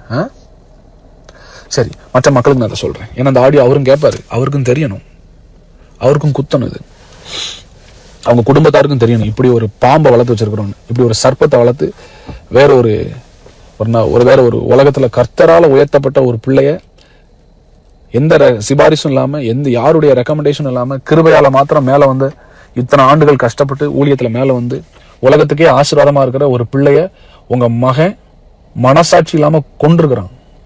அது உங்களுக்கு கேட்கணும், உங்களுக்கு புரியணும். சாபத்தை சம்பாதிச்சு வச்சிருக்கீங்க நீங்க. மக்களுக்கு நான் சொல்றேன், அன்னைக்கு அந்த பிரச்சனை நடக்கும்போது கூட இருந்த எல்லாரும் அநேக ஆதாரமற்ற குற்றச்சாட்டுகள் அவங்க வந்து காண்பிச்ச இந்த ஒரு வீடியோ தான், ஆனா நிறைய வச்சிருக்கோன்னு சொன்னாங்க. எங்க வச்சிருக்கீங்க? ரிலீஸ் பண்ணுங்கடா. நீங்க உங்க கையில இல்லைன்னு தெரியும். இந்த ஒரு வீடியோ வச்சுட்டு இன்னும் நிறைய இருக்கு. யாரு நீங்கெல்லாம் நிறைய வச்சு நீங்க காண்பிக்காத ஆட்களா? மனசாட்சி இல்லாதவனோட நீங்கெல்லாம் உங்க மேல இம்பார்ட்டேஷன் வச்சு உங்களை போற இடத்துக்குலாம் நான் கார்ல கூட்டு போய் சாப்பாடு வாங்கி கொடுத்து என் கூட ஸ்டார் ஹோட்டல்ல தங்க வச்சு எனக்குரிய மரியாதை உங்களுக்கு கொடுத்து எத்தனையோ மீட்டிங்ல எனக்கு போட்ட சால்வை உங்களுக்கு நான் போட்டு உங்களை கூட வச்சு ஊழியத்துல நான் படிச்சு கொடுத்து எப்படி பிரசங்கம் பண்ணணும், எப்படி அனாயிண்டிங்ல நடத்தணும், எப்படி டெலிவர் பண்ணணும், எப்படி ஹீல் பண்ணணும் நான் சொல்லி கொடுத்தே நீங்க எனக்கு கொடுத்த பாடம் தானடா. அப்ப இவ்வளவு நாள் நீங்க என் கூட இருந்து என் காசு பணம் என் பெயர் புகழ் தான் உங்களுக்கு அவ்வளவு எரிச்சல் உண்டு பண்ணிருக்கு, உங்களுக்கு பொறாமை உண்டு பண்ணிருக்கு. அப்படித்தானே? என் முகத்திலே முடிச்சிடாதீங்க நீங்க யாரும். ஆண்டவர் உங்களை பார்த்துக்கிடுவாரு. நான் இன்னைக்கோ மாம்சத்துல செயல்பட்டா நான் பண்ணிருக்கலாம், சில தவறான காரியத்தை செய்திருக்கலாம், எனக்கும் தோணுச்சு. பட் ஆனால் ஆண்டவரை நான் நம்புறேன்டா, ஆண்டவரை நான் நம்புறேன், எனக்கு அவர் நீதி செய்வார் நான் நம்புறேன். அதனால நான் அமைதியா இருக்கிறேன். சபை மக்களுக்கு நான் சொல்றேன், இவங்க அன்னைக்கு என்னை மிரட்டி ஒரு குரூப்பா உட்காந்து அன்னைக்கு வந்தது எல்லாமே எனக்கு விரோதமான ஆட்கள். யார் யார் மேல சர்ச்சில் நான் ஆக்ஷன் எடுத்திருந்தனும், தனியா கூப்பிட்டு பர்சனலா வார்ன் பண்ணணும், அவங்க எல்லாரும் அன்னைக்கு வந்து உட்காந்துருக்காங்க. அதுல ஒரு சிலர் ஏமாற்றப்பட்டார்கள் எனக்கு தெரியும். எனக்கு ஃபோன் பண்ணிட்டு 40 லட்சம் நீ இப்ப கொடுக்கலன்னா இந்த வீடியோ ரிலீஸ் பண்ணிடுவோம். இதை சொல்லும் போது இந்த ட்ரூத் டைம் எடுக்காருல, ட்ரூத் டைம் பைபிள் காலேஜ் நடத்தாருல ட்ரூத் டைம், அவரும் அங்க நிக்கிறாரு. 40 லட்சம் கொடுக்கலன்னா இந்த பசங்களை வச்சே பேசுறாரு. அவர் அமைதியா நின்றுட்டு ஏவி மட்டும் விடுறாரு. 40 லட்சம் நீ கொடுக்கலன்னா உன்னை வந்து நாங்கள் இந்த வீடியோவை யூடியூப்ல போட்டுறோம். அப்ப நான் சொன்னேன், நீங்க போடுங்க, பிரச்சனை இல்லை, பாத்துக்கலாம். நான் எதற்காக அமைதியா இருந்தேன்னா, அந்த சம்பவம் நடக்கும்போது என் மனைவி அங்க இருந்து எல்லாத்துக்கும் தலையாட்டிட்டு இருந்தா. இந்த ஆடியோ அவளும் கேட்பான்னு எனக்கு தெரியும்.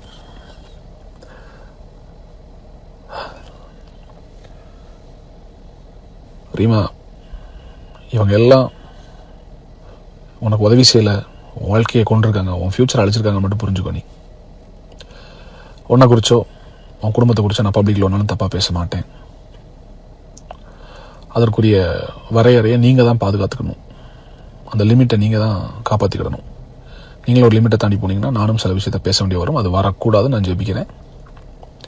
இனிமேலாவது புரிஞ்சுக்கோ, நமக்கு 2 பேரும் நடக்கிற மிஸ் அண்டர்ஸ்டாண்டிங்கில் உள்ள எவனோ ஒருத்தன் எவ்வளோ பெரிய கேம் விளாண்டு அசிங்கத்தை உண்டு பண்ணி உன்னையும் நடத்தல நிறுத்தியிருக்கான், என்னையும் அவன் துரத்தி சாவுக்கு நேரம் ஓட வச்சிருக்கிறான். கர்த்தர் என்னை காப்பாற்றிருக்கிறார். உனக்கு ஒரு விஷயம் புரியணும். இந்த பிரச்சனை நடக்கும்போது எந்த ஒரு மனுஷனாக இருந்தாலும் அவனுக்கு முதல்ல தோன்றது செத்து போயிடலான்னு. எனக்கு கிட்டத்தட்ட 4-5 முறை தற்கொலை செய்கிற எண்ணம் வந்தது.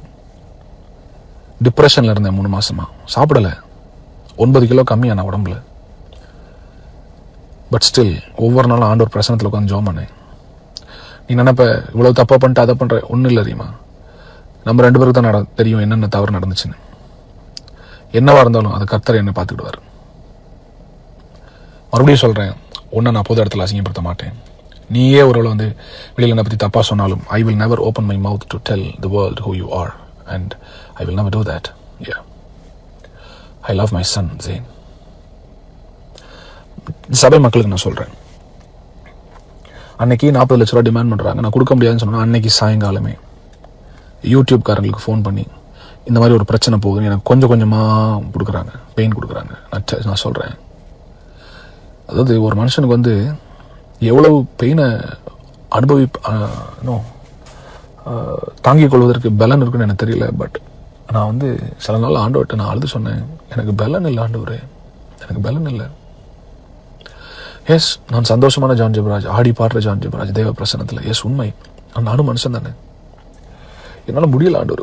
நான் ஆண்டவர்கிட்ட சொன்னேன், ஆண்டவரே ஒன்று எடுத்துக்கோங்க, இல்லை நாங்கள் வந்துடுறேன், என்னால் இங்கே முடியல ஆண்டவர். இதற்கிடையே இவங்க எல்லாரும் சேர்ந்து என்னுடைய ஆதரவாளர்கள், என் கூட நிற்கிற சில பெரிய ஊழியர்களுக்கு இவங்க ஏற்கனவே 1-2 மாதங்களுக்கு முன்பதாகவே இவங்க தனிப்பட்ட விதத்தில் ஃபோன் பண்ணி பேசி இவங்க எல்லாரும் சேர்ந்து ஆமான்னு சொன்ன உடனே அவங்களும் நம்பி இவங்க யாருமே இந்த பிரச்சனை எனக்கு ஒரு ஃபோன் கூட பண்ணல. சிலர் ஃபோன் பண்ணி சில அறிவுரைகளை சொல்ல விரும்பினாங்க. இந்த பிரச்சனையை கேட்டு என்கிட்ட பேசாம போனேன், என்னை விட்டு தள்ளி போனேன், இனிமேல் அதை யூஸ் பண்ணக்கூடாதுன்னு நினைச்ச எல்லா ஊழியக்காரங்களுக்கும் ஒரு காரியத்தை சொல்றேன். இதுவரைக்கும் நீங்க காண்பித்த அன்புக்கு நன்றி. நீங்க எடுத்த முடிவு நல்லது. நான் மரண இருளின் பள்ளத்தாக்கில் போகும்போது என் கூட நிக்காம கண்மலை உச்சியில் மாத்திரம் என் கூட நிக்க விரும்பின உங்களுக்கு நான் ஒரு காரியத்தை சொல்றேன். இனி உங்க நட்பு எனக்கு தேவையில்லை. இந்த உலகத்துல வாழ எனக்கு தெரியும். கர்த்தர் என் கூட இருக்கிறாரு. என்னை நேசிப்பதற்காக கோடிக்கணக்கான மக்கள் ஆண்டவர் வச்சிருக்கிறாரு. எஸ், வச்சிருக்கிறாரு. ஆண்டவர் எனக்காக யுத்தம் செய்வார். கர்த்தர் எனக்காக யுத்தம் செய்வார். ஒரு மனுஷனை மிரட்டி ஊழியத்தை எடுத்து குடும்பத்தை பிரிச்சு விட்ட அசோசியேட் பைபிள் காலேஜ் நிறுவனருக்கு சொல்றேன், ஆண்டோடைய பார்வையில் நீ செஞ்சது பெரிய துரோகம். கிருபையை பேசுறேன்னு சொல்லிட்டு என்னைய கவர் பண்றதை விட்டுட்டு என் நிர்வாணத்தை வெளியில காமிச்ச உன் குடும்பத்தை கர்த்தர் பார்த்துட்டுவார். வயிறு எறிஞ்சு சொல்றேன், கர்த்தர் பார்த்துட்டு வரும். இதெல்லாம் நடக்கும்போது நான் எங்க ஊருக்கு போயிட்டேன். எங்க ஊர்ல இருந்து நான் எல்லாத்தையும் டீல் பண்ணிட்டு இருக்கிறேன். நீங்க எல்லாம் புரிஞ்சுக்கோங்க. இந்த சபையை நானே கொடுப்பேன்னு சொல்லும்போது எனக்கு வேண்டாம்னு சொல்லிட்டு போனேன் இந்த அசோசியேட் ட்ரூத் டைம் எடுக்கிறவர் கரெக்டா அந்த சபை நிறுத்தப்பட்ட அடுத்த ஒரு வாரத்தில் சபை தொடங்குறாரு. சபை தொடங்கினவர் என்ன பண்ணார் அப்படின்னா, நம்ம சர்ச்சில் மீடியாவில் இருக்கிற எல்லா கான்டாக்டையும் கம்ப்யூட்டர்லேருந்து திருடிட்டு போய் அங்கே இருக்கிற நம்ம ஜனங்கள் ஜான் ஜெபராஜ்ன்ற பெயரை பார்த்து சபைக்கு வந்த எல்லா விசுவாசிகளுக்கும் இவங்க மெசேஜ் அனுப்புறாங்க, நாங்கள் சர்ச் திறக்கிறோம் வாங்கன்னு. ஜனங்கள் வந்தார்களா? எஸ், ஆரம்பத்தில் ஒரு 70-80 பேர் வந்தாங்க. ஆனால் இப்போ நான் கேள்விப்பட்டேன் ஒரு 20-30 பேர் தான் போறாங்கன்னு. வந்தவங்கட்டெல்லாம் அவர் என்ன சொல்லியிருக்கிறாரு, பாஸ்டர் திடுன்னு விட்டுட்டு போயிட்டாரு, வேற வழி இல்லை, நான் சர்ச் நடத்துறேன், அவர் எப்போ வந்தாலும் அந்த சர்ச்சை நான் திருப்பி கொடுத்துருவேன். பிசாசுக்கு ஒரு வசனத்துல ஒரு இது உண்டு, அவன் பொய்யனும் பொய்க்கு பிதாவுமா இருக்கிறான். இவ்வளத்த சொன்ன நீ ஏன்பா அன்னைக்கு இந்த வீடியோவை சபா மக்களுக்கு உன் போன்ல காமிச்ச?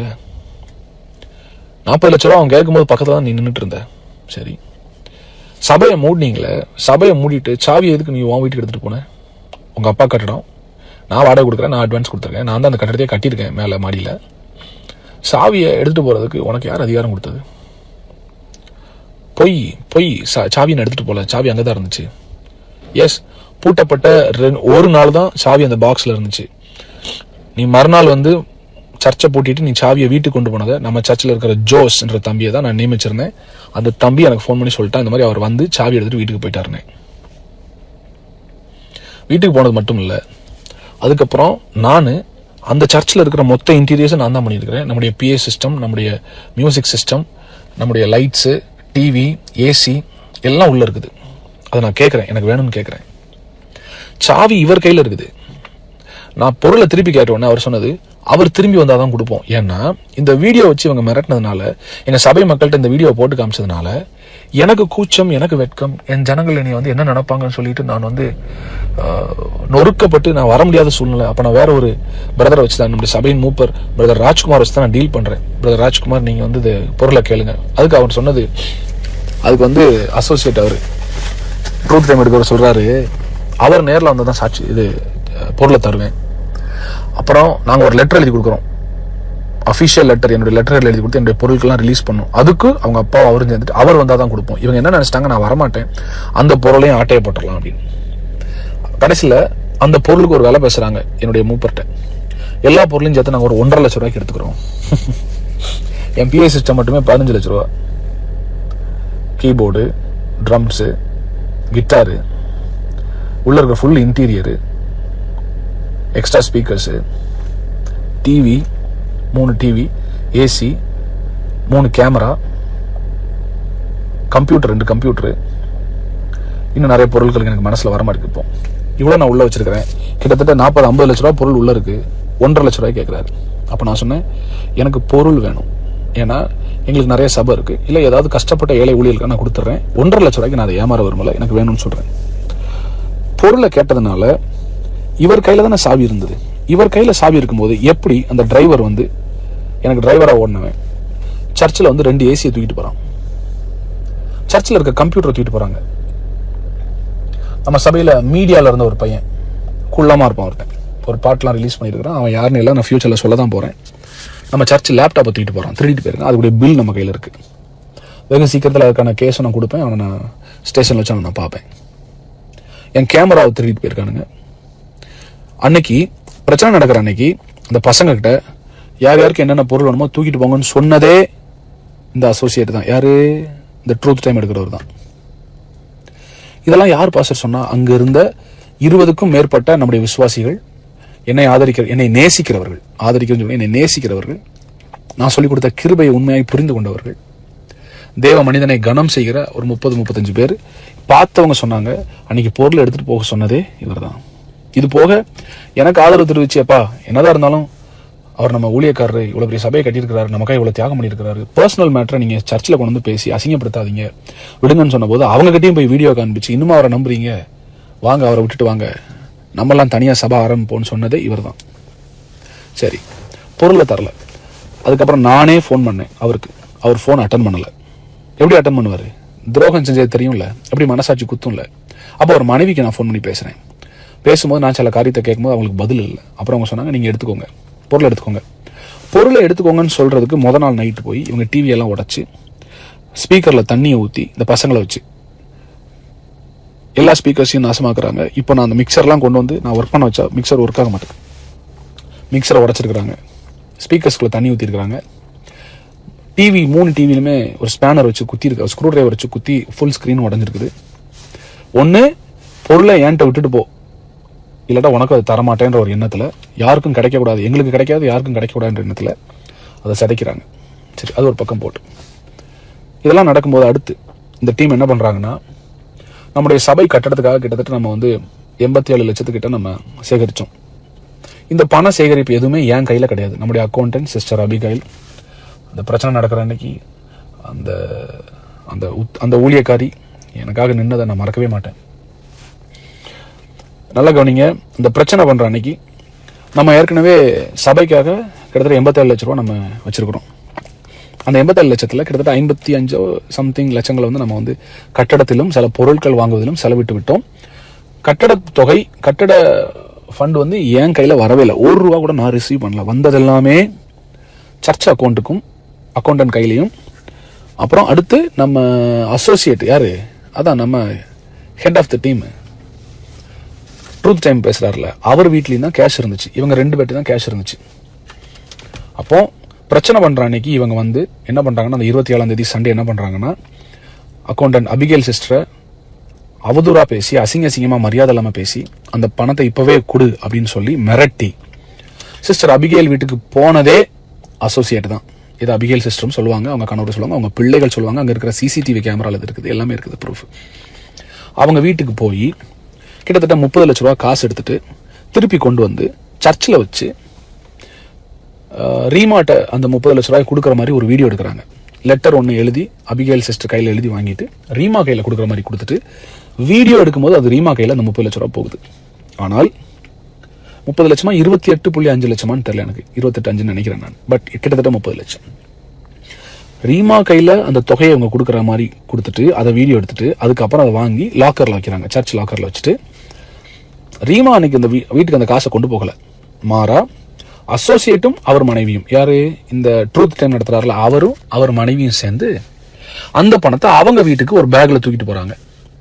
இதை பார்த்ததும் நம்முடைய விசுவாசிகள் அங்கதான் நின்றுட்டு இருந்தாங்க. அவங்களும் அன்னைக்கு வந்து போலீஸ் ஸ்டேஷன்ல சாட்சி சொல்லிட்டாங்க. சரியா? ஸோ இவங்க அந்த காசை தூக்கிட்டு வீட்டுக்கு போறாங்க. என் கேள்வி, சபை ஜனங்கள் என்ன நம்பி சபை கட்டடத்துக்காக கொடுத்த அந்த தொகையை நீ எதுக்கு உன் வீட்டுக்கு கொண்டு போற? சரி, சபை கட்டடத்து காசு நீ தூக்கிட்டு போன. இது எல்லாரும் சர்ச் ஜனங்கள் கவனிக்கணும். எவ்வளவு பெரிய மனசாட்சி இல்லாத ஒரு துரோகின்றதை நீங்க எல்லாரும் கவனிச்சுக்கணும். ஏற்கனவே என் குடும்பத்தில் கேம் விளையாண்டு சபை ஆட்கள்ட்டையும் எனக்கு தெரியாம பேசி என்னுடைய நண்பர்கள் ஊழியக்காரங்கள்ட்டையும் இந்த பிரச்சனை நடக்கிறதுக்கு முன்னால 2 மாசத்துல பேசி எல்லாரையும் எனக்கு விரோதமாய் திருப்பி விட்டதுக்கு பின்பதாக என்னைய தனிமையில வச்சு என்னை அட்டாக் பண்ற ஒரு பெரிய நரி தான். அதாவது இது என்ன சொல்றது, இது வந்து ஒரு தந்திரமான நரி. இது என்னை தனிமைப்படுத்தி என்னை அட்டாக் பண்ணுன்ற ஒரே எண்ணத்துல தான் இது வந்து ஒரு வேலை செய்யறாரு. கவனிங்க, வேலை செய்யும்போது அந்த பணத்தை இவங்க வீட்டுக்கு கொண்டு போயிட்டாங்க. பாக்கி பணத்தை நம்ம பில்டிங்லயும் திங்ஸ்லயும் போட்டோம். என் கையில ₹1 நான் எடுக்கல. இதுக்கு அக்கௌண்டன்ட் சாட்சி, சபை ஜனங்கள் சாட்சி, எல்லாருமே தெரியுது. நான் ₹1 கூட பில்டிங் ஃபண்ட்ல இருந்து ₹1, நாட் ஈவன் ரூபி, ஒரு பென்னி கூட நான் எடுக்கல. இவனுக்கு காசு எடுத்துட்டு போயிட்டு பசங்களை வச்சு இந்த சபை பில்டிங்க்கு காசு கொடுத்துருப்பாங்களே அந்த லிஸ்ட் எடுத்து எல்லாருக்கும் ஃபோன் பண்ணி, பாஸ்டர் எங்களுக்கெல்லாம் காசை திருப்பி கொடுத்துட்டாரு, நீங்க அவர்கிட்ட காசை திருப்பி வாங்குங்க, நீங்க கூப்பிட்டு கேளுங்க, உங்களுக்கு கிடைக்கலையா? நான் சொல்றேங்க, இயேசுவை ஆராதிக்காத ஒரு நான் பிலீவர் கூட அந்த விஷயத்தை செய்ய மாட்டாங்க. நான் ஒரு இஸ்லாமிய குடும்பத்தில் பிறந்தவன், எனக்கு ஹிந்து ஃப்ரெண்ட்ஸ் இருக்கிறாங்க, எத்தனையோ மற்ற மதத்துல நண்பர்கள் இருக்காங்க. அவங்க கூட இந்த அளவுக்கு ஒரு மனுஷனை வேதனைப்படுத்துவாங்களான்னு தெரியல, அவ்வளவு வேதனைப்படுத்தினாங்க. என்னைய எல்லா ஜனங்களும் எனக்கு ஃபோன் பண்ணி காசு கேட்க ஆரம்பிச்சாங்க. நான் சொன்னேன், என்கிட்ட காசு இல்லை, காசு அவங்க தான் தூக்கிட்டு போயிருக்காங்க, உங்கள்ட்ட தானே கொடுத்தோம், நீங்க எங்களுக்கு தாங்க. அசோசியேட் அன்னைக்கு நின்று சர்ச்சில் நீங்க கொடுத்த டைத்தெல்லாம் திருப்பி கேளுங்க அவர்கிட்ட. அசிங்கமா இல்ல உனக்கு? நீங்க கொடுத்த டைத்தெல்லாம் திருப்பி கேளுங்க, நீங்க கொடுத்த ஆஃபரிங்லாம் திருப்பி கேளுங்க. அவர் உங்க பணத்துல தான் வாழ்ந்துட்டு இருக்காரு. யார் பணத்துல வாழ்றா? கர்த்தர் என்ன போஷித்தார். இங்க யாரும் பணத்துக்கு உரிமை கொண்டாட முடியாது. ஏன்னா அவங்களுக்கு கொடுத்ததும் ஆண்டவர் தான், கொடுக்க சொன்னதும் ஆண்டவர் தான். எனக்கு மென்டல் டார்ச்சர் கொடுத்தாங்க. ஸோ இந்த பணத்தை ஜனங்கள் எனக்கு ஃபோன் பண்ணி நீங்கள் எங்களுக்கு தரணும்னு சொல்லி எனக்கு பிரச்சனை பண்ணி, அப்புறம் நான் ஒரு சிலர்கிட்ட பெரிய அமௌண்ட் கொடுத்தவங்கள்ட்ட பேசி கொஞ்சம் எனக்கு டைம் கொடுங்க. அப்போ கூட நான் இவங்களை காட்டி கொடுக்காம எனக்கு ஒரு சின்ன லேண்ட் ஒன்று வாங்கியிருந்தேன். அந்த லேண்டை விற்று அந்த லேண்டில் இருக்கிற காசை என்ன செஞ்சிடலாம், இந்த காசு கொடுத்த ஆட்களுக்கு கன்ஸ்ட்ரக்ஷன் பில்டிங் ஃபண்டு கொடுத்தவங்களுக்கு கொடுத்துடலான்னு சொல்லி அந்த லேண்டை நான் விற்க போவேன். அது விற்கிறதுக்கு ஒரு புரோக்கர்கிட்ட பேசினேன். அந்த புரோக்கர் லேண்ட் அளந்துட்டு இருக்கிறார். அவருடைய பேர், அவர் ஒரு ஊழியக்காரர் தான் சார், வலன் சொல்லிட்டு, வலன் அரசு அவர் பேர். ஏன்னா எதுக்கு இதெல்லாம் சொல்றேன்னா, நான் ஏதோ பொய் சொல்றேன் நீங்க நினைச்சிடக்கூடாது. அவர் பேர் வலன் அரசு. அவர் வந்து நான் நினைக்கிறேன் காரமடை பக்கத்துல ஏதோ ஊழியம் பண்ணிட்டு இருக்கிறார். அவர் அந்த புரோக்கர் வேலையும் அவங்க பண்றாங்க, லேண்ட் புரோக்கிங் பிசினஸும் பண்றாரு. அவர் லேண்ட் அவர் அளந்துட்டு இருக்கும்போது அங்க வந்து நின்று இந்த அசோசியேட் வந்து நின்று இந்த லேண்டை விற்க கூடாது. Are you professionally trained to kill someone? ஒருத்தனை கொலை செய்வதற்காக நீ வந்து வளர்க்கப்பட்டவனா? நீ ஒருத்தனை வந்து இல்லாம ஆக்குறதுக்கு. நீங்க இந்த ஆடியோ கேட்கற எல்லாருக்கும் நான் சொல்றேன், என்னை ஒரு டாக்டர் செக்அப் பண்ணிட்டு கேட்டாரு, உங்களுக்கு எப்படி ஸ்ட்ரோக் வராம இருந்துச்சு? இவ்வளவு டென்ஷன், ஹைப்பர் டென்ஷன், இவ்வளவு ப்ரெஷர்ல உங்களை ஃபுல்லா யூடியூப்ல உனக்கு வீடியோ ரிலீஸ் பண்றானுங்க, காசு கேட்டு மிரட்டுறானுங்க, இன்னொரு பக்கம் ஒரு பையனை வெட்டு உன்னை கொலை பண்றேன்னு சொல்றானுங்க, சபையை நிறுத்திட்டானுங்க, உங்க மனைவிக்கு உங்களுக்கு இருந்த சின்ன மிஸ் அண்டர்ஸ்டாண்டிங் அவன் பயன்படுத்தி உள்ள பூந்து பெரிய பிரச்சனையாக்கி பெர்மனண்டா அவன் பிரிச்சு விட்டுருக்கான், இவ்வளவு அவன் பண்ணியிருக்கிறான். எப்படி சார் நீங்கள் இருந்தீங்க? என்னுடைய ப்ரெஷரை செக் பண்ணிட்டு கேட்டார், உங்களுக்கு இன்னும் ஸ்ட்ரோக் வந்திருக்கணுமே, ஹார்ட் அட்டாக் வந்திருக்கணுமே, நீங்கள் எப்படி இருந்தீங்க? நான் சொன்னேன், என்னை ஆண்டவர் காப்பாற்றினாரு, என் ஆண்டவர் என்னை கைவிடலை. இவனுங்க வந்து அவ்வளோ பண்ணிட்டாங்க எனக்கு. இப்போ நினச்சலாம் காலுக்கு வருது. இந்த கிறிஸ்மஸ் நியூ இயர்லாம் நான் வீட்டில் தனியாக படுத்திருந்தேன். நான் கிங்ஸ் ஜென்ரேஷனை யோசிச்சுட்டே இருந்தேன். நான் நம்முடைய சபை விசுவாசியில் யோசித்தேன். நம்ம சபையில் உள்ள வாலிபர்கள், சின்ன பிள்ளைகள் வார என்னை வந்து பார்க்குற ஜே அங்கிள் டாடான்னு கூப்பிட்ற பிள்ளைகளுடைய சத்தம்லாம் என் காதில் கேட்டுகிட்டே இருந்துச்சு. எஸ், இதன் மத்தியில் நான் என் பிள்ளை ஜேனையும் மிஸ் பண்ணுறேன். ஓகே, இவனுக்கு வந்து அந்த லேண்டையும் விற்க விடலை. அப்போ நான் வந்து என்ன இவனுக்கு இப்படி பண்ணுறானுங்க, ஏன் இந்த அளவுக்கு கொடுமையாக பண்ணுறானுங்க? அவனுங்க வந்து அன்னைக்கு வச்ச பெரிய டிமாண்ட் என்னன்னா, அந்த அசோசியேட் வந்து அவர் வச்ச பெரிய டிமாண்டே என்னன்னா, நான் கோயம்புத்தூருக்கு திருப்பி வரக்கூடாது, கிங்ஸ் ஜெனரேஷன் சபையை ஆரம்பிக்கக்கூடாது, இந்த பேரே கிங்ஸ் ஜெனரேஷன்ற பேரே இருக்கக்கூடாது, தமிழ்நாட்டில் நான் எங்கேயுமே இல்லை, உலகத்தில் எந்த மேடையிலையும் நான் ஊழியம் பண்ண ஏறக்கூடாது அப்படின்னு அவர் சொல்லுவார். இப்போ அவரை பற்றி நான் ஒரு கேள்வி கேட்குறேன். என்னை அழைச்சது ஆண்டவர், நீ யாரா என்னை நிறுத்துறதுக்கு? ஒன்ன மாதிரி துரோகிகளையே அவர் இன்னும் ஜோர் போட்டு காப்பாற்றிட்டு இருக்காரு. இனி மாதிரி நல்லவனை அப்புறம் அவர் கைவிடுவார். இந்த மாதிரி துரோகியை நான் வாழ்க்கையில் பார்த்ததே இல்லை மிஸ்டர் அசோசியேட்.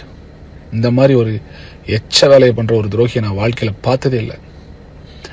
நீங்கள் நினச்சிங்க நான் பசங்களை தப்பாக நினச்சிட்டு உங்களை நல்லவர் நினச்சிருவேன்.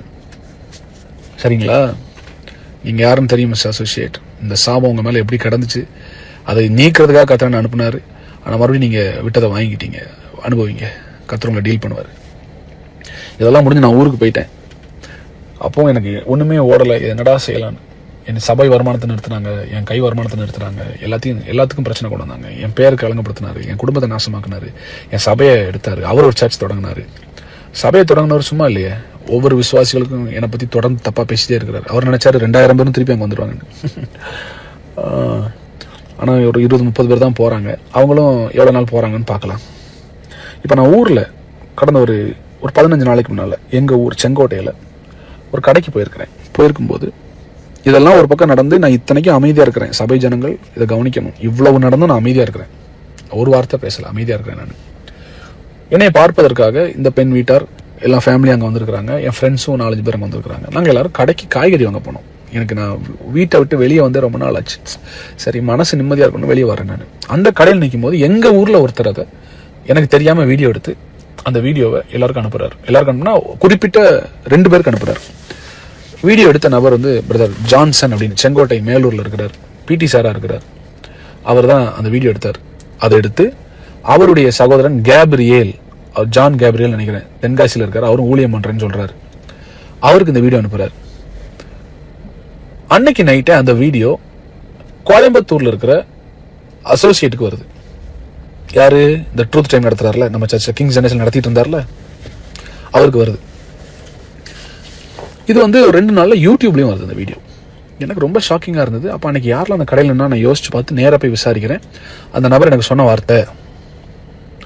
வார்த்தை, நான் இந்த வீடியோவை கோயம்புத்தூர்ல இருக்கிற உங்களுக்கு கீழே வேலை செஞ்ச அந்த பைபிள் காலேஜ் நடத்திட்டு இருக்காருல, உங்களுக்கு ட்ரூத் டைம்ல உங்க சர்ச்சில் நடத்துறாருல, அவருக்கு தான் அனுப்பி வச்சேன்னு சொல்றாரு, பேரோட சொல்றாரு. நான் இப்ப கூட அந்த பேரை ஏன் சொல்ல மாட்டேன்றேன்னா, அவர் யாருன்றத நம்ம சபை ஜனங்கள் மொத்தம் தெரிஞ்சுக்கிட்டா போதும், அது ஆட்டோமேட்டிக்கா வெளியே வந்துடும். 2வது, அந்த பேரை சொல்றதுக்கே நான் கூச்சப்படுறேன்.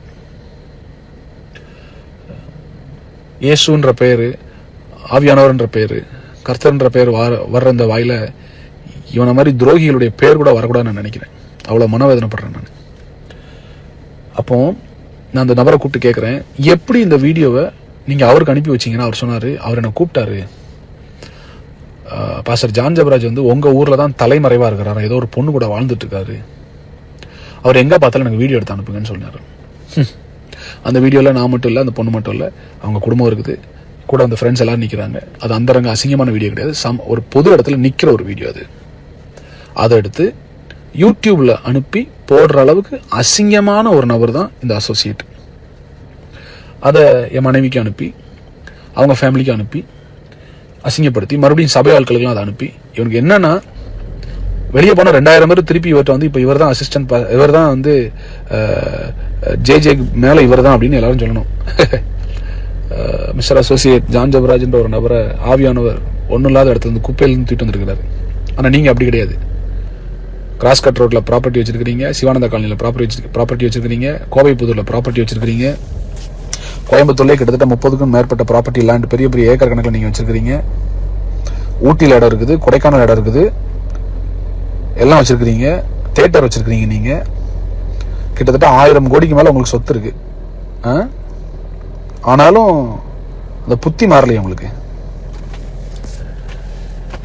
இவர் இந்த வீடியோ போட்ட உடனே நான் எங்கள் ஊர் ஸ்டேஷனில் ஒரு கம்ப்ளைண்ட் கொடுக்குறேன். செங்கோட்டை ஸ்டேஷனில் இவர் மேலே ஒரு கேஸ் ஃபைல் பண்ணுறேன். இந்த மாதிரி ஒரு ஏற்கனவே என்னை வீடியோ எடுத்து மிரட்டி சபையில் வந்து பசங்களை வச்சு மிரட்டி ஒரு 30 லட்ச ரூபா எடுத்துகிட்டு போயிருக்கிறாரு. இப்போ என்னை வீடியோ எடுத்து என்னை மிரட்டிகிட்டே இருக்கிறாரு. இது மாதிரி யூடியூப்லாம் போட்டு என் பேர் அசிங்கப்படுத்துறாரு. அவரை கூப்பிட்டு விசாரிக்கணும்னு நான் சொல்கிறேன். விசாரிக்க வரணும்னு வியாழக்கிழமை ஸ்டேஷன்லேருந்து கால் போகுது. வெள்ளிக்கிழமை நைட்டு எனக்கு கோயம்புத்தூர்லேருந்து ஒரு கால் வருது, ஒரு கட்சிக்காரங்கிட்ட இருந்து. நான் போய் கேஸ் கொடுத்த உடனே மிஸ்டர் அசோசியேட் என்ன பண்ணியிருக்காருன்னா, ட்ரூத் டைம் நடத்துறவர் என்ன பண்ணியிருக்காருன்னா, ஒரு 25 லட்ச ரூபா எடுத்துட்டு ஒரு கட்சிக்காரனை போய் நேராக போய் பார்த்துருக்காரு. அது எந்த கட்சி நான் சொல்ல மாட்டேன், அவசியப்படும் போது நான் சொல்வேன். அதற்கான ஆடியோ ரெக்கார்டிங்ஸ் என்கிட்ட இருக்கு. இவர் எந்தெந்த ஃபோன் நம்பருக்கு அன்னைக்கு நைட்டு கால் பண்ணாருன்ற டீட்டெயிலையும் நான் எடுத்து வச்சிருக்கேன். அடுத்து இந்த மாதிரி அவருடைய வீடியோ, ஜான் ஜபராஜுடைய வீடியோ என்கிட்ட இருக்குது, நீங்க இதை மீடியாவில் ரிலீஸ் பண்ணுங்கன்னு சொல்லி கிறிஸ்தவத்துக்கு எதிரான ஒரு கட்சிக்காரர் இடத்துல போய் உட்கார்ந்து காலில் பணத்தை வச்சுட்டு உட்கார்ந்தவர் தான் இந்த மிஸ்டர் அசோசியேட். கிங்ஸ் ஜெனரேஷன் ஆட்களுக்கு இது புரியணும். எந்த அளவுக்கு போய் என்னென்ன பண்ணுவான்னு உங்களுக்கு புரியணும். எதுக்கு ஒரு கட்சிக்காரன் காலில் போய் 10 லட்சத்தை வச்சுட்டு உட்காரணும் என்னை அட்டாக் பண்ண சொல்லி? எதுக்கு சொல்லணும்? உன் மேல தப்பு இல்லைன்னா நீ எதுக்கு சொல்ற? அன்னைக்கு நைட் என் அட்வொகேட் கூப்பிட்டு கேட்குறாரு, ஏங்க என்ன நீங்க கட்சிக்காரண்டெல்லாம் போய் ஏதோ காசெல்லாம் கொடுத்துருக்கீங்கன்னா, ஆமா கொடுப்பேன். அவர் மட்டும் என் பேர்ல அங்கே கம்ப்ளைண்ட் கொடுத்துருக்காரு, அவரை கம்ப்ளைண்ட் வாபஸ் வாங்க சொல்லுங்க, நான் அங்கே வர முடியாது, இல்லைன்னா நான் அந்த வீடியோ கொடுப்பேன்னு சொன்ன ஆடியோ ரெக்கார்டிங் என் கையில் இருக்குது. கட்சிக்காரங்க என்கிட்ட பேசின ஆடியோ ரெக்கார்டிங் இருக்கு, இவர் எங்க அட்வொகேட்டை பேசின ஆடியோ ரெக்கார்டிங் என்கிட்ட இருக்கு. நேரம் வரும்போது நான் அதை போட்டு காமிப்பேன், அவசியப்பட்டால் போட்டு காமிப்பேன். கடைசியில் அந்த கட்சிக்காரங்க எனக்கு ஃபோன் பண்ணிட்டு சொல்றாங்க, சார் உங்களை தொட்டா மொத்த கிறிஸ்தவத்தை தொட்ட மாதிரி, எங்களுக்கு அந்த பேர் வேண்டாம். 2வது நாங்கள் அதை செய்ய விரும்பலை, தமிழ்நாட்டில் நாங்கள் கிறிஸ்தவர்களை நேசிக்கிறோம். 2வது உங்கள் பாடல்கள் எங்களுக்கும் ஆசீர்வாதமாக இருக்குது, நாங்கள் அதை பண்ண மாட்டோம்னு சொல்லி அசிங்கப்படுத்தி அசோசியேட்டை வெளியே அனுப்புகிறாங்க. இவர் பணத்தோட போய் உட்கார்ந்த விஷயம் எனக்கு தெரிஞ்சு அவர் குடும்பத்தில் உள்ள யாரு கூட தெரியாது. அன்னைக்கு அவருக்காக கூட வந்து 2 பேர் நின்னீங்களே போலீஸ் ஸ்டேஷனில், அவங்களுக்கும் அது தெரியாதுன்னு எனக்கு தெரியும். ஆனால் இவர் கட்சிக்காரங்கிட்ட போய் காசை கொடுத்து என்னைய பஞ்சாயத்து பேச கூப்பிடுறாரு. அடுத்து வேற சில ரவுடிகள்கிட்டையும் பேசினதாக எனக்கு தகவல். ஆனால் உடனே நான் என்ன பண்ணிட்டேன்னா, நான் வெளியே சொல்லிட்டேன். அது நான் மிஸ்டர் அசோசியேட்டுக்கு ஒரு விஷயத்த சொல்கிறேன். அபிஷேகத்தை விட, கர்த்தரை விட, வார்த்தையை விட பணம் பெருசு அப்படின்னு நீ நினச்சேன்னா உன் பணம் மண்ணோடு மண்ணாய் போக கிடவுது. இப்போ நீங்கள் திருடி சம்பாதிச்ச ஒரு காசும் உன் தலைமுறைக்கு நிற்காது. நான் வந்து உங்கள் அம்மாவையோ இல்லை உங்கள் அப்பாவையோ இல்லை உங்கள் தம்பியவோ சொல்லலை, நான் ஒன்றை தான் சொல்கிறேன். நீ திருடின காசு உன் தலைமுறைக்கு நிற்காது. கட்சிக்காரங்கிட்ட போய் நின்றுட்டு, கூலிப்படையிட்ட போய் நின்றுட்டு என்னைய பஞ்சாயத்து பண்ணி என்னைய அட்டாக் பண்ண அசிங்கமாக இல்லை? இதில் வேற உன் சர்ச்சை பண்ணி நடத்துகிற சர்ச்சில் ஒரு வாய்ஸ் மெசேஜ் வேறு எல்லாருக்கும். என்ன வாய்ஸ் மெசேஜ்? இந்த மாதிரி ஜான் ஜபராஜ் பாஸ் எம்எல்ஏ பொய்யா கேஸ் கொடுத்துருக்காரு. ஏய் என்னடா டே, யாரா நீ? என்ன எங்க நீ உன்னை எப்படி வளர்த்தாங்க, எங்க வளர்த்தாங்க, உனக்கு என்ன எத்திக்ஸ் சொல்லி கொடுத்து வளர்த்தாங்க? உன்னைய கொடுத்துருக்காரு. அவர் எந்த அளவுக்குனாலும் போய் நம்மளை அசிங்கப்படுத்துவார். ஆனால் நீங்க யாரும் கோவப்பட்டுறாதீங்க, நம்ம ஜெபிப்போம் அப்படின்னு. ஜெபிப்போன்ட்டு அப்புறம் உனக்கு என்னடா கட்சிக்காரன் போய் காசு கொடுத்து வந்திருக்க நீ? திருடா கொடுத்துட்டு அதுக்கப்புறம் விசாரணைக்கு வர சொன்னா இவர் விசாரணைக்கு வரல. சரிங்களா? மாறா இவர் என் மேல ஒரு கம்ப்ளைண்ட் கொடுக்குறாரு. அதாவது நான் இவரை பொது வலைதளத்தில் அவதூறாய் பேசுவதாகவும், நான் இவர் மேல செங்கோட்டையில் தவறான ஒரு கம்ப்ளைண்ட் கொடுத்ததாகவும் என் மேல ஒரு கேஸ் எனக்கு சம்மன் வருது. நான் வந்து ஆஜரும் ஆயிட்டேன். இப்ப ஏன் கேள்வி, நான் வந்து காவல்துறையும் சட்டத்தையும் மதிக்கிறேன், வந்துட்டேன். நீ ஏன் வரல செங்கோட்டைக்கு? இன்னும் நீ வரணும், உன்னை வர வைப்பேன். அதுக்கு எந்த எக்ஸ்ட்ரீம்னாலும் நான் போவேன். நான் காவல்துறையை நம்புறேன், சட்டத்தை நம்புறேன், தமிழ்நாடு அரசை நம்புறேன். எனக்காக அவங்க நீதி செய்வாங்க. எல்லாத்துக்கும் மேல மக்களுடைய நீதிமன்றம்னு ஒன்று இருக்கு. ஃபேஸ்புக் இருக்கு, இன்ஸ்டாகிராம் இருக்கு, யூடியூப் இருக்கு. நானே வந்து வீடியோ போடுவேன். நீ என்னடா நீ வீடியோ வச்சு மிரட்டுறது? நான் நேராக வந்து வீடியோ சொல்றேன். ஜனங்கள்ட்ட எதுதான் நடந்துச்சு நான் சொல்றேன். அது தெரியற வரைக்கும் தானே நீ என்னை மிரட்டிட்டு இருப்ப. நான் இப்ப தைரியமா வந்து சொல்ல ஆரம்பிச்சிட்டேனே. இப்ப இந்த ஆடியோவே யூடியூப்ல வருமே, வரட்டும். ஆமா, இதை கேட்கிற யூடியூப்காரங்க உங்களுக்கு ஏற்ற மாதிரி எந்த டைட்டில் போட்டால் ஜனங்கள் வந்து நிறைய வியூஸ் கொடுப்பாங்க, தயவுசெய்து இந்த எச்சத்தனமாக வியூஸ்க்காக இன்னொருத்த வாழ்க்கையில் விளையாடாதீங்க. அது பெரிய சாபமாக மாறிடும், உங்களுக்கு பெரிய சாபமாக மாறிடும். இப்போ நான் சொல்றது புரியாது, உங்கள் தலைமுறை அதை இருக்கும்போது உங்களுக்கு தெரியும். மறுபடியும் கிங்ஸ் ஜென்ரேஷன் ஆட்களுக்கு சொல்கிறேன், இவனை நம்பி ஏமாந்து நாசமாக போன எல்லாருக்கும் ஒரு அறிவுரை. நீங்கள் திருப்பி நான் கிங்ஸ் ஜென்ரேஷன் ஆரம்பிக்கும் போது நீங்கள் வந்தாலும் சரி வரலாட்டாலும் சரி அவன் பக்கத்தில் யாரும் போயிடாதீங்க. அது உங்களுக்கு பெரிய சாபம். இவ்வளோத்தையும் செஞ்சுட்டு நல்லவன் வேஷம் போடுற அவரை சீக்கிரத்தில் ஆண்டுடைய நியாயத்தீர்ப்பின் கோர்ட்டில் நான் பார்ப்பேன். கட்டாயம் நான் பார்ப்பேன். அதை கட்டாயம் எனக்கு அதை செய்வார். ஒரு கிங்ஸ் ஜென்ரேஷன் ஆட்களை நான் சொல்ல விரும்பினேன். உங்களுக்கு தெரியணும், நான் கோயம்புத்தூர் ஸ்டேஷனில் வந்து உட்காரும்போது, காவல்துறை அதிகாரி முன்னால் உட்காரும்போது, இவர் கூட நம்ம சபையிலிருந்து ஒரே ஒருத்தர், யார், யூஜின் அப்படின்னு ஒருத்தர் வந்தார். அந்த யூஜின் யார், ஏற்கனவே சபை நடத்தி சபை ஜனங்கள்லாம் விட்டுட்டு போய் உடம்பு சரியில்லாமல் பாதிக்கப்பட்டு நம்முடைய சபைக்கு ஒரு நாள் வந்து ப்ராஃபட் டிஜோவை பார்க்கணும்னு என்கிட்ட கேட்டு நான் ப்ரேயர் அப்பாயின்மெண்ட் வாங்கி கொடுத்து அதன் பின்பதாக நம்முடைய சபையிலே வச்சிருந்தேன். அவருக்கு நான் சேலரி கொடுக்கல, ஆனால் அவரும் ஒரு பாஸ்டர் நம்ம சர்ச்சில் நான் அனௌன்ஸ் பண்ணேன். நம்ம சர்ச்சில் ஏற்கனவே 12-13 பேருக்கு நம்ம சேலரி கொடுத்ததுனால என்னால் சபை வருமானத்தில் வந்து கொடுக்க முடியாது, அவர் நான் சேலரி கொடுக்கல. ஆனால் அதுக்கு பதிலாக அவர் மகளுடைய படிப்புக்கு நான் செலவு பண்ணியிருக்கேன். கடைசி எனக்கு ஞாபகம் இருக்கு, இந்த சபை மூடுறதுக்கு ஒரு வாரத்துக்கு முன்னால் கூட நான் அவருக்கு 1 லட்ச ரூபா அனுப்புனேன். அவருக்கு இது தெரியும், என்ன செய்ய போறாங்கன்னு தெரியும். 1 லட்ச ரூபா நான் கொடுத்துட்டு வந்தேன் அவருக்கு. அவர் வந்து நேற்று அவர் கூட காவல்துறை காவல் நிலையத்தில் வந்து உட்கார்ந்துருக்கிறாரு. அவரும் நான் மறுபடியும் சொல்றேன், இந்த ஆடியோவை நான் என்னுடைய சபை ஜனங்களுக்காக தான் போடுறேன். இது பொது இடத்துக்காக கிடையாது. இது வெளியே வந்தா இதற்கு நான் பொறுப்பல்ல. ஜான் ஜெபராஜ் நான் இதுக்கு பொறுப்பல்ல. இது என் சபை ஜனங்களுக்கு நான் போடுற ஆடியோ. காரணம், இத்தனையும் செய்துவிட்டு பணத்தை எடுத்துட்டு ஜனங்களை ஏவி விட்டு திருப்பி ஏன்டா பணம் கேட்க வைக்கிற அந்த அசோசியேட்டோட முகம், ஒரிஜினல் கலர் என்னன்னு எல்லாருக்கும் தெரியணுன்றதுக்காக தான் இதை நான் வெளியிடுறேன். என் ஜனங்களுக்காக ஏற்படுத்தப்பட்டது. இது எங்கள் சபை வாட்ஸ்அப் குரூப்புக்காக மாத்திரம் நான் அனுப்புகிற வாட்ஸ்அப் மெசேஜ் இது. ஸோ எனக்காக நிற்கிற, என்னை நேசிக்கிற, குறிப்பாக இந்த சீசனில் என் கூட வந்த ஒரு சிலரோடு மாத்திரம் நான் பயணிக்க விரும்புகிறேன். இவ்வளோ நடந்தாலும் வெளியில் எங்கள் அண்ணனை நாங்கள் நேசிக்கிறோம், ஜே நாங்கள் நேசிக்கிறோம். அவர் எங்கள் பிள்ளை மாதிரி, அவர் ஒரு ஊழியக்காரன். அவரால் எத்தனை சபைகள், எத்தனை கோடி மக்கள் ஆசீர்வதிக்கப்பட்டிருக்கிறாங்க. அவர் பாடல்கள் எங்களுக்கு ஆசீர்வாதமாக இருக்குது. என்ன இருந்தாலும் அவர் ஒரு தெய்வ மனுஷன், எங்கள் பிள்ளை மாதிரின்னு சொல்லி என்னை நேசிக்கிற எல்லா ஊழியர்களுக்கும் நன்றி, எல்லா நல்ல உள்ளங்களுக்கும் நன்றி. உங்களை நான் நேசிக்கிறேன், உங்களுக்காக நான் ஜெபிக்கிறேன். கிங்ஸ் ஜென்ரேஷன் சபை மக்கள், வருகிற ஜூன் 1ஆம் தேதி நம்ம கட்டின அதே கட்டடத்தில் மறுபடியும் நம்ம சபையை தொடங்குவோம். அதற்கான காரியங்கள் போயிட்டு இருக்குது. நீங்கள் எல்லாரும் வருவீங்க, நான் விசுவாசிக்கிறேன். வர்றவங்க வாங்க, நாம் சேர்ந்து தேவராஜ்யத்தை கட்டுவோம். தொடர்ந்து நாம் பயணிப்போம். கர்த்தருடைய நாமத்தை மாத்திரம் உயர்த்துவோம். I love you all. I seriously missed you all these months. உங்களை நான் மிஸ் பண்ணுறேன். சீக்கிரம் உங்களை சந்திக்கிறேன். கர்த்தர் நல்லவர். Thank you so much. Love you. Bye.